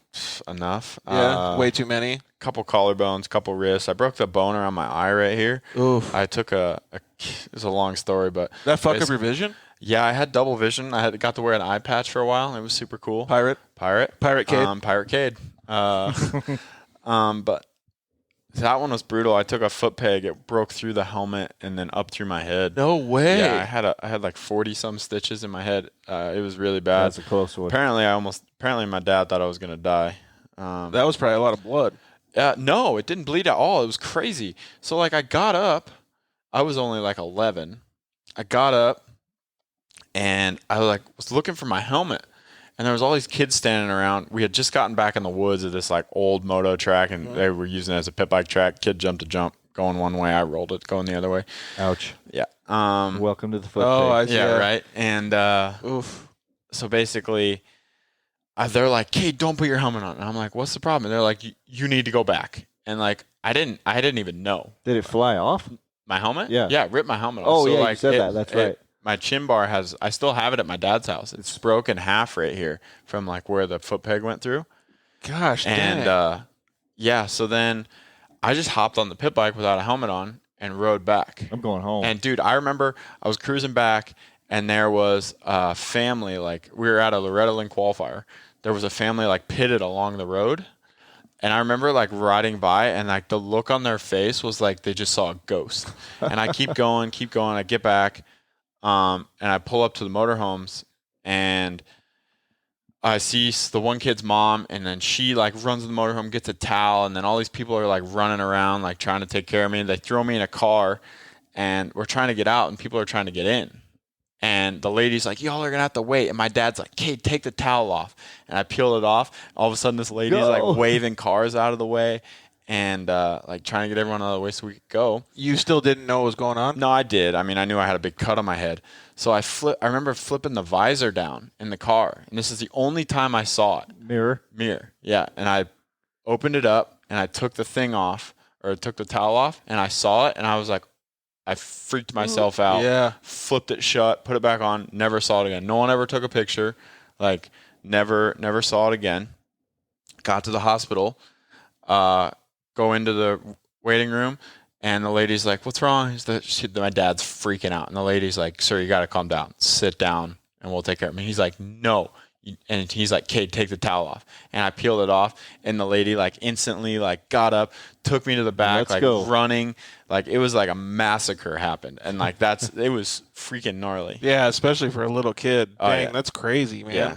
So. Well, I'm glad that it wasn't worse, because Dude, it could have been bad. The gnarliest part about that situation is like how everybody says an inch left, an inch right. Like, yeah, exactly. Dude, yeah, that would have been crazy. That would have freaking spooned out your eye if it was a little bit. Really close. That's nuts. Well, I'm glad that you're okay, dude. So, all right, when was it that that you decided that you were like, all right, I'm doing decent in Supercross. I made my first main. Like, I'm actually going to, like, this is going to be something that is going to be my job. Like, I don't know. I mean, I kind of just 1 year at a time. I wouldn't say that I was ever like, I'm just going to do this forever, because I'm not going to be able to do this forever. At some point I'm going to have to get a job and do other things. I'm not Roxon. I'm not making $1 million. I'm barely breaking even every year, basically. So I think like I enjoy it so much that I want to keep doing it as long as I have, like, kind of my thing is like, as long as I have the support, like I'm not going to go out and fork out $50,000 to go race dirt bikes. right. Like, Especially to do a small series. Exactly. If I have the support and someone believes in me to do it, I'll do it, and I'll give 1,000%. Yep. But it's like, I'm not going to use, all of my money and resources, all my wife's money and resources to try and go do something that isn't like right now I'm making money because I'm not the one forking out thousands of dollars. Right. But I just, I don't. Yeah, if you had to put it all back in, it'd be at zero. Yeah, it'd be negative. It's impossible. But it's good that you understand that, because there's a lot of guys that are doing that. You know what I mean? They're like chasing a dream instead of being in front of it. So, in another sense, if you feel like if someone wants to go spend money and go race their dirt bike as long as they possibly can and just do it for the pure enjoyment. Like, I love racing dirt bikes. Yeah. But I don't love racing dirt bikes enough to go spend $25,000 to do it. Like, if I have a sponsor and other people that want to support me and believe in me, I will 100% give it everything I have. It's not that I'm not trying hard enough, or that I would try more or less if I'd paid for it myself. Right. It's just the pure fact of like, I don't want people to think I only do it because I can. Yeah. It makes like total sense. If a rider wants to go buy a bike and race every round out of their van, like, that's sick. Like, I'm not, dissing that person for what they love to do or anything like that. Because that's gnarly. Like, that's a grind. Absolutely. You know what I mean? It really is. It is, for sure. And if that's what they want to do, but I don't want to do that. I want to be able to go home and hang out with my wife and ride my bicycle and play with my dog. Mm-hmm. Like, I want to have a life and ride my dirt bike. You know what I'm saying? You sounds like you ride your bicycle more than you ride a dirt bike. I do. I do. It's actually really sad. That's good though, but that shows that you're giving it 100%, just like you said. So, what have been some of the accolades that you've achieved, at least in your? Because you've talked about some of the bad stuff that's happened, but you've also done really well in motocross, and Supercross. I mean, what's actually really crazy is it's kind of sucks, but like, I was so like mediocre as an amateur, and then like got good, but never like won a title. Mm-hmm. That like, I never won a title as an amateur. Like, I never had this like super standout moment. Like, I have a couple podiums in Canada I have those trophies at home. I have some podiums from when I was in Finland and stuff. And some like RC Hard Charger awards, and just like small, like meaningful things. Like, winning a Hard Charger award is gnarly. Like, at a national, that's huge, like at No Unadilla in 2014, my first year pro. I crashed. It actually sucks, because I think I started like 8th at Unadilla, but we all know that you go down and then you cross the finish line. Well, I crashed when you go under the tunnel, like 2 turns in. And I was in like 8th. I had cross-redded on that step up, and I was laying on the landing.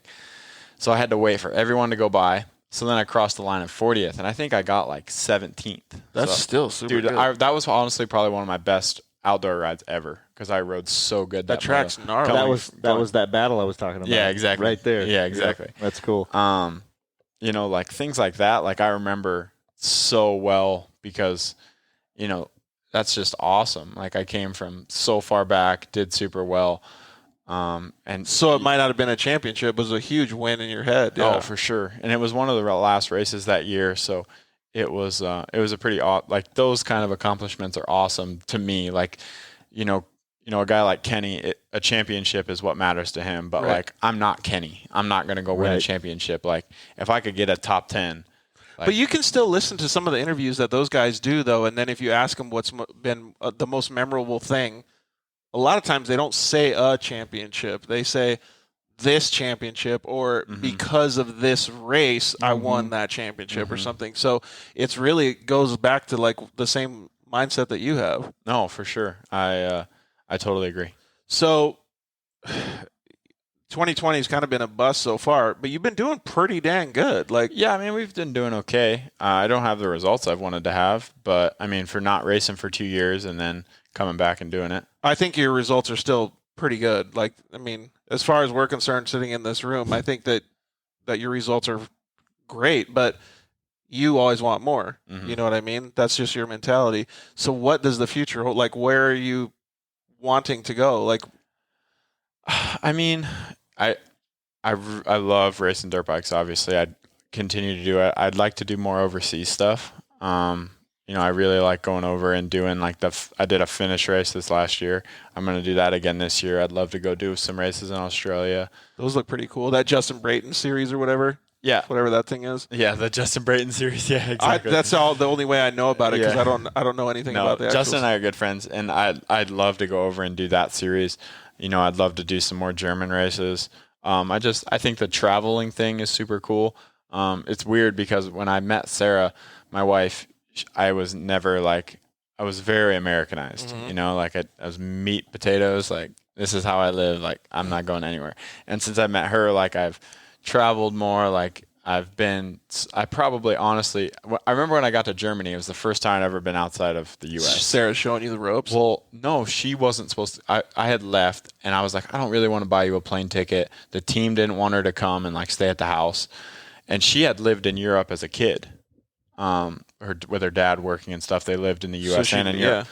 And I got there, and my mechanic didn't speak any English. My team manager or team owner barely spoke any English. And I was like, I hated my teammates, and I was like, this is miserable. I was there for 2 days, and I remember I was super tired, but I remember calling Sarah and was like, we're getting you a flight. You're coming, and I don't give a shit. We're going to make this work. That's cool. And like it was like normal life to her. She was like, I don't understand anything these people say, but we're going to do some pointing and we're going to figure it out. That's perfect. You know? And love it. like now I just kind of love that. Like I used to be super rude. Like if I was in, you know, say Florida and someone didn't speak English, it would kind of annoy me. Like, hey man, you're in freaking America. Like, speak English. Like, well, now, when you're on shoes on the other foot. Exactly. It's like I never even thought about it from that point of view, and now I just feel like an idiot. So like my whole perspective on things changed, and for the good, obviously the good. So now like I went to Finland, and basically everyone in Finland speaks English, but like it was so fun to go over there and like see like a different lifestyle. And you know, it's the same way. Like I'd love to go other places and see that kind of stuff as well. Traveling is super cool, man. I definitely agree with that. The furthest we got to race dirt bikes was probably Mexico, I think. I've never been to Mexico either. Yeah. Did you do Mexico or no? I'm banned. Yeah. You're banned. How was Canada? Was that good? Dude, I loved Canada, man. I love it up there. My wife makes fun of me. She says I'm basically Canadian. She came up. Well, Ohio. Yeah. Well, she came up for. Well, she's from Michigan, so she's Canadian she's too. Closer than me. Well, no, because I've raced up there. What was it? 4 or 5 years? 5 years I raced up there. 5 summers. Yep. And I've been on the West Coast every single one of those years for the whole swing. I just stay with a team or whatever. And this past year, she came up for the first round where we went a week early so I could test with the team. And then we went to Vancouver before the race and stuff. And when we were driving to the first round, which was in Calgary, which is like 8 or 9 hours inland. Yep. I was like telling her all these stories and like, this is this place and this is that place. And like, here's this fact. And she's like, why are you like National Geographic right now? Like, you're her tour guide now? Yeah. She's like, why are we doing this? And it was just like so funny because I had been up there and I love Western Canada, dude. It's so awesome. I've heard good things about it too, Dude, like it is Vancouver my and stuff. Favorite place on earth. Yeah. It seems like it would be pretty cool. Everybody says, because I lived in San Diego for a long time, everybody says that Vancouver is a lot like San Diego. Yeah. A little bit. Yeah, I could see that. I guess just because maybe it's the way it's laid out or something. Well, it sure sounds like she changed you for the better. Oh, dude. Like, I think so. Endless amounts. It's so funny. Like, dude, I used to drink milk by the gallon, and now I don't drink milk at all, and she just makes fun of me because I remember when we first started dating, I lived in, like, my fifth wheel, and she'd, like, come in, and, like, my gallon jugs of milk, like, wouldn't fit through my trash can thing because it was, like, a thing that went to outside, and she was, like, they'd just be, like, sitting on the counter, and she would just, like, make fun of me, and now it's, like, completely gone, all because of her, because I don't drink any now. Do you like flaxseed milk or anything like that? Almond. Almond milk, yeah, same kind of Some thing. good stuff. Yeah, much better than regular milk. Well, I'm pumped for Supercross to start back up and have you start kicking some butt, dude. It's going to be pretty cool to see. Yeah, man. And it would be cool if we all went on a bicycle ride one of these days. Yeah, let's do it. Just leave your KOMs at home. Yeah, Okay, that's fair. I get told that every time I pedal with Sarah. Sometimes when I go pedal with Sarah and her friends, because my wife pedals a lot too. She's a really good cyclist. And like, if I'll go mountain bike with her friends, sometimes I'll go for like a mountain bike ride, and then I'll come back and go with Hang out them. with Because then I'm like kind of tired and I'm like more chill. And yeah, one day we did Milagrosa. You probably know where Millie is. It's a big downhill or big like enduro ride. And I did like an hour and a half before I got there. That's cool. Because I was like, I don't want to spend all day like antsy because I have to stop and, wait. Because I love riding with other people, but I like riding at my pace. Mm-hmm. So like if I wait on somebody, like I don't want them to think I'm like being antsy. So I like wanted to be. Well, maybe we just need to go on like a beach cruise then. Beach cruisers, I like that. We'll just cruise the trail with all the old people. That's more my speed right there. I like it. That would be pretty cool though. What kind of bicycle do you ride? I have a Stradale road bike. Oh, right on. And I have a Trek mountain bike, a Scott mountain bike, and a Specialized. Dang, dude. No e-bikes though? No e-bikes. Well, my Trek is a hardtail that I use for cross-country stuff. And then Mathis sponsored me with a Scott a few weeks ago, so I ride it more or less now. Sarah rides my hardtail more. And That's I ride the Scott, which I actually really like the Scott. It's good. And then I just got my Specialized enduro. I didn't have a bike to ride really on Lemon, so that's a good I had to upgrade. Well, do you know the guys from Homegrown here in Tucson? I know who they are a little bit. Yeah, Sarah and I have became really good friends with them, and I bought one of their old rental bikes that was in really good shape. That's probably a perfect. Yeah, it was great. Yep. It was used, and I got a good deal on it, so I couldn't complain. Well, one of these days we'll have to hit the trails or something. Maybe even one of these days when I go testing, you can come put yourself in a seat. Oh, dude, anytime. Yeah. He was addicted to when he did it. It was so awesome. Just one or two laps. They're pretty crazy. Yeah, like it's really is like motocross on 4 wheels. Really? Yeah, it's nuts. No doubt. And the that thing that you were talking about your vision and your speed and the way you look at it, depending on what track you're on, like if you're on a motocross track, it feels like it's twice as fast as a dirt bike does. Really? Yeah, it's super cool because the way that you have to handle everything and you're so busy. Mm-hmm. So it's pretty neat to do that. Is it automatic or do you shift? That one's a 5-speed sequential, just like a dirt bike. Oh, okay. So and it has a foot clutch, but I put a dirt bike clutch on it, so you can do it like a moto. So it's pretty cool. But like when you turn, like, do you have to do like full circles or is it like okay? You can change the ratio of that, so you can do it quickly. So like you'd only have to turn like this much to go like a full 180 if you really wanted to. So like if you're racing a dirt bike and you go in a berm, right? You can square it, and use the back wheel to turn. Yeah, it's similar in a 4 wheels. So you can use the back wheels to turn too. Oh, okay. So it depends on what you're doing. But if you're just trying to be smooth, then you can move it really slow. If you're trying to whip it into a turn, then you can do it. But most of the time you drive in 4-wheel drive, so you use the brakes and the gears and stuff, and you move the vehicle around with the transmission and different things like that. So I think you would enjoy it, and the skill set that you have, you would probably do pretty good. So all right, it'd be fun. Well, so whoever wants to connect with Cade, they can always connect with them on Instagram. We posted, what's your Instagram handle again? Cade Clason. Yeah, just Cade Clason. So, and it's SON. And you can look at the Dirt Life Show Instagram as well. And we have a bunch of posts on him up there. So he's on Strava as the Hammer. Yeah. Yeah. No, that's Osborne. Yeah, okay. Is he? No, we just joke. All right. So we got one last thing for you. We're going to do a rapid fire Q&A with you. Okay. You haven't seen any of these questions, but we know some of the answers already. So why don't you start off, Case? I think I know a lot of the answers, actually. Okay, go for it. iRacing or real racing? Real racing. Oh, yes. Oh, this is a good one. Tomac or Roxon? Roxon. You going Roxon? Okay. Which is hard because my old mechanic works for Tomac, and I actually like Tomac a lot, but Roxon's sick. Yeah. Mountain bike or road bike? Oh, man, that's a hard one. I'm 3 for 3 right now. Of your guesses. I don't know, mountain man. Bike. You're going mountain bike right now? I thought it was going to be road. Dude, it was close. I thought it was going to be road, too. Favorite food? Pizookie. Pizookie? What? Oh, is that like cookie ice cream It's thing? like a half-baked cookie with the ice cream on top. Yeah. I was trying to remember what those were called the other night. Aren't they Pizookie? frozen? What? Are they frozen? Nah. Oh, No, they're it's like different warmed than up that. and They melted. put them in like little pizza pans. Yeah. And they put cookie dough okay. and like half bake Yeah, it. that sounds pretty good. Dang, dude, that's fat kid problems right Dude, there. That that's a sounds serious delicious. fat kid problem. Yeah, my 150 miles a week isn't going to do that. He asked me. I need what like kind. 3. He asked me what kind of diet I was on before I came over here. He's like, "Are you cool with tacos?" And I'm like, "Man, I'm like a beanpole. I eat anything." Whatever you got. Little Smokies or pizza rolls? Pizza rolls. Your own pizza rolls? Have Dude, you- I used to eat pizza rolls by the 120 bag. Like, I would crush them things. daily in like one sitting. Seriously. I just leave the oven on all day. Nice. Favorite soda? Zevia. What the Ooh. hell is that? Dang. It's more of like I'm not really a soda Like guy. a soda water kind Pop. of thing? I'm more of a pop guy, I guess. Pop. But Zevia, it's like, I don't know, it's like a sparkling water kind of. It's all bougie. Kind of. Go Case. Uggs or Crocs?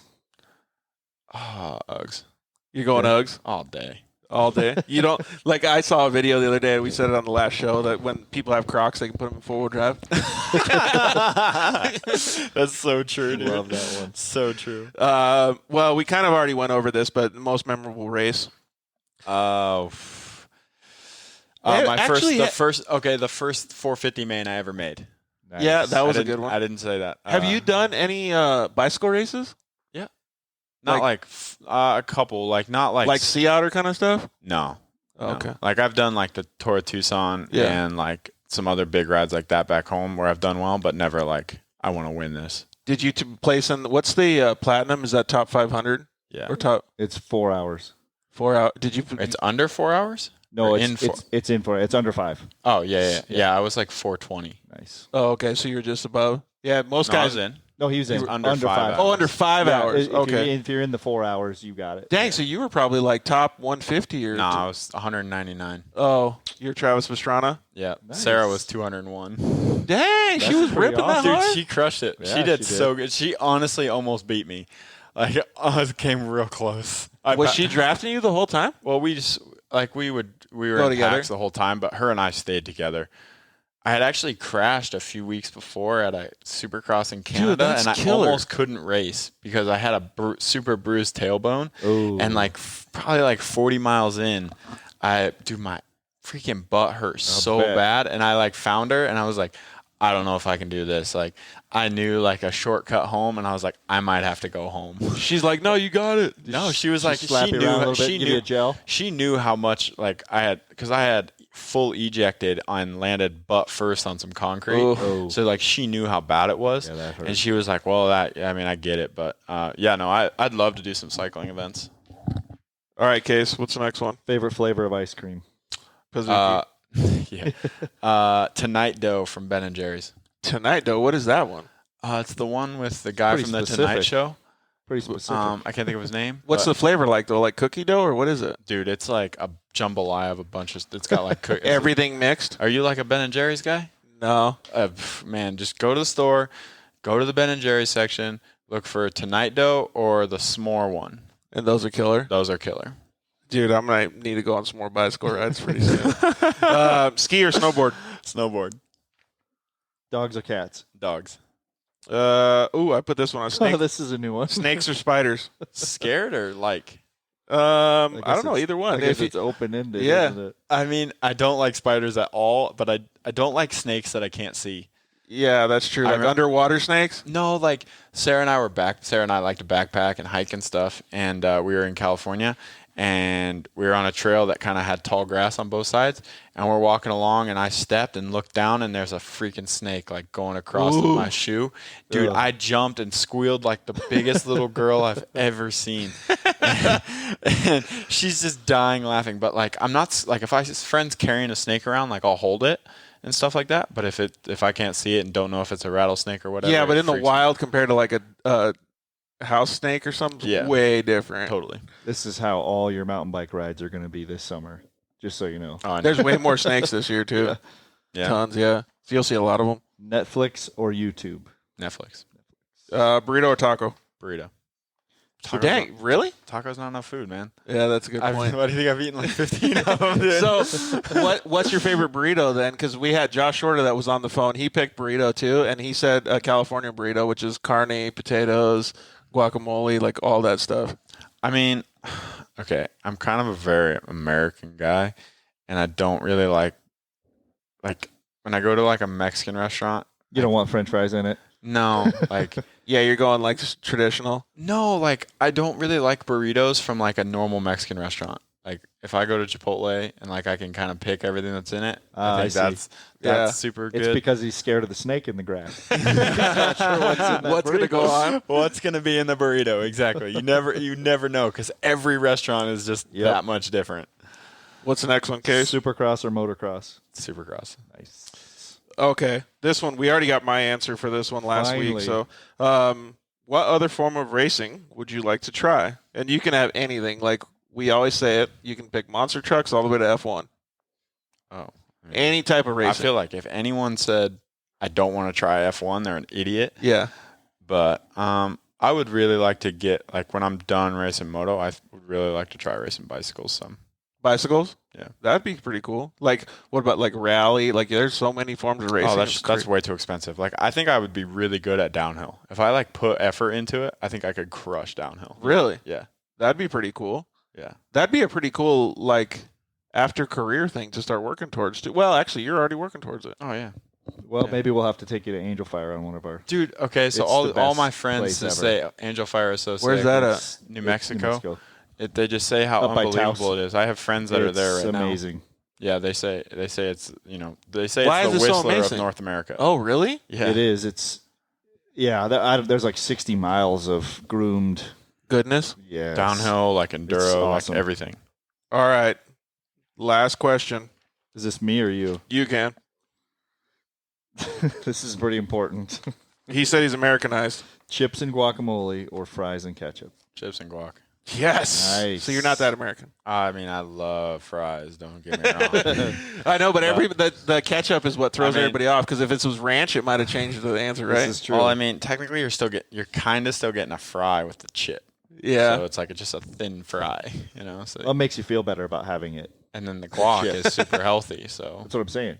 Like, yeah, okay, win-win. Yeah. a little less carb, a little more fat. And the good fat. One of these days, somebody's going to say French fries and guac.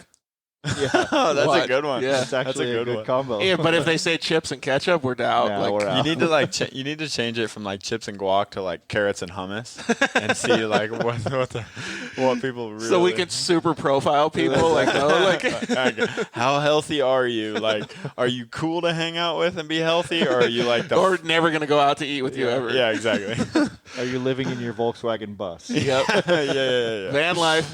Well, dude, thank you so much. I don't know if Casey has any more questions from you or for you. No, I think we covered it. Good. That's It's been a good, man. time. You did an awesome job Yeah, man, tonight. thank you. Definitely. Appreciate it. And thank you for coming all the way down here from your, Oh, from your whole 15 18 minutes. miles. Yeah. Yeah. You could have probably rode your bicycle over here. I almost, if Sarah wasn't going to come, I was going to ride the Grom. Yep. Yeah. Just cruise.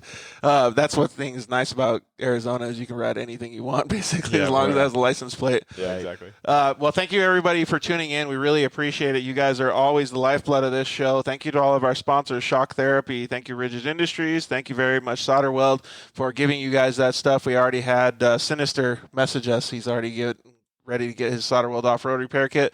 Thank you to the guys at KMC Wheels, and thank you to the guys at Zollinger Racing Products. Like I said, thank you very much, Cade, for Gabe- coming down. And Gabe for the awesome backdrop. Yeah, Gabriel brought his. I don't even know. We got to give this thing a name because it's so freaking pristine. I don't know. How hard do you think you would tear this thing up, dude? This thing's badass. it's pretty sparkly clean. I don't even know if I would. So I this- don't mind riding my wife's KTM 150 because it's like it's not hammered, but it's like But you the keep it that plastics are way, smoked. so it's it's like okay. so it's like okay if I go out and Yeah. just ride the heck out of it. Where like if I went and rode that, I'd have to be like proper. Dude, it's pretty nice. It's even got nice banjo bolts in it. So the people that are listening on audio, we have a YZ250 two-stroke in the studio. This thing is badass. So thanks, Gabe Zarate, for bringing it in. Number 320. This thing is. Look at the wire tie. Dude, Like he's even got all the good wire He's tie. all factory. Yeah, he doesn't mess around. Super factory. You should have seen the 110 that he had. This thing was like better than Roxon's 450, dude. It was pretty badass. Almost as expensive, too. Yeah, exactly. That thing was a freaking piece of art. So, and thank you very much, everybody, for tuning in. We really appreciate you guys, as always. Feel free to contact us if you have any more questions for Cade. And, yeah, let's all watch Supercross, man. We'll all have a Cade Supercross party. That'll be pretty cool. And we'll all root for Cade as he goes and tackles this crazy next 3 weeks starting May 31st. So, like I said, man, thank you very much. I really appreciate it. Thank you, everybody, for watching us. And we will see you guys next week. And our featured guest is actually already in the studio. None other than get to know your co-host, Casey Peck. So it'll be pretty cool to have that conversation with him. So one of these days we'll have to have a show for me, too. So it'll be pretty cool. Thanks very much, Cade. Appreciate it, dude. Guys. Thanks for having me. All right. Love you guys. Good night. Thanks for listening to The Dirt Life Show.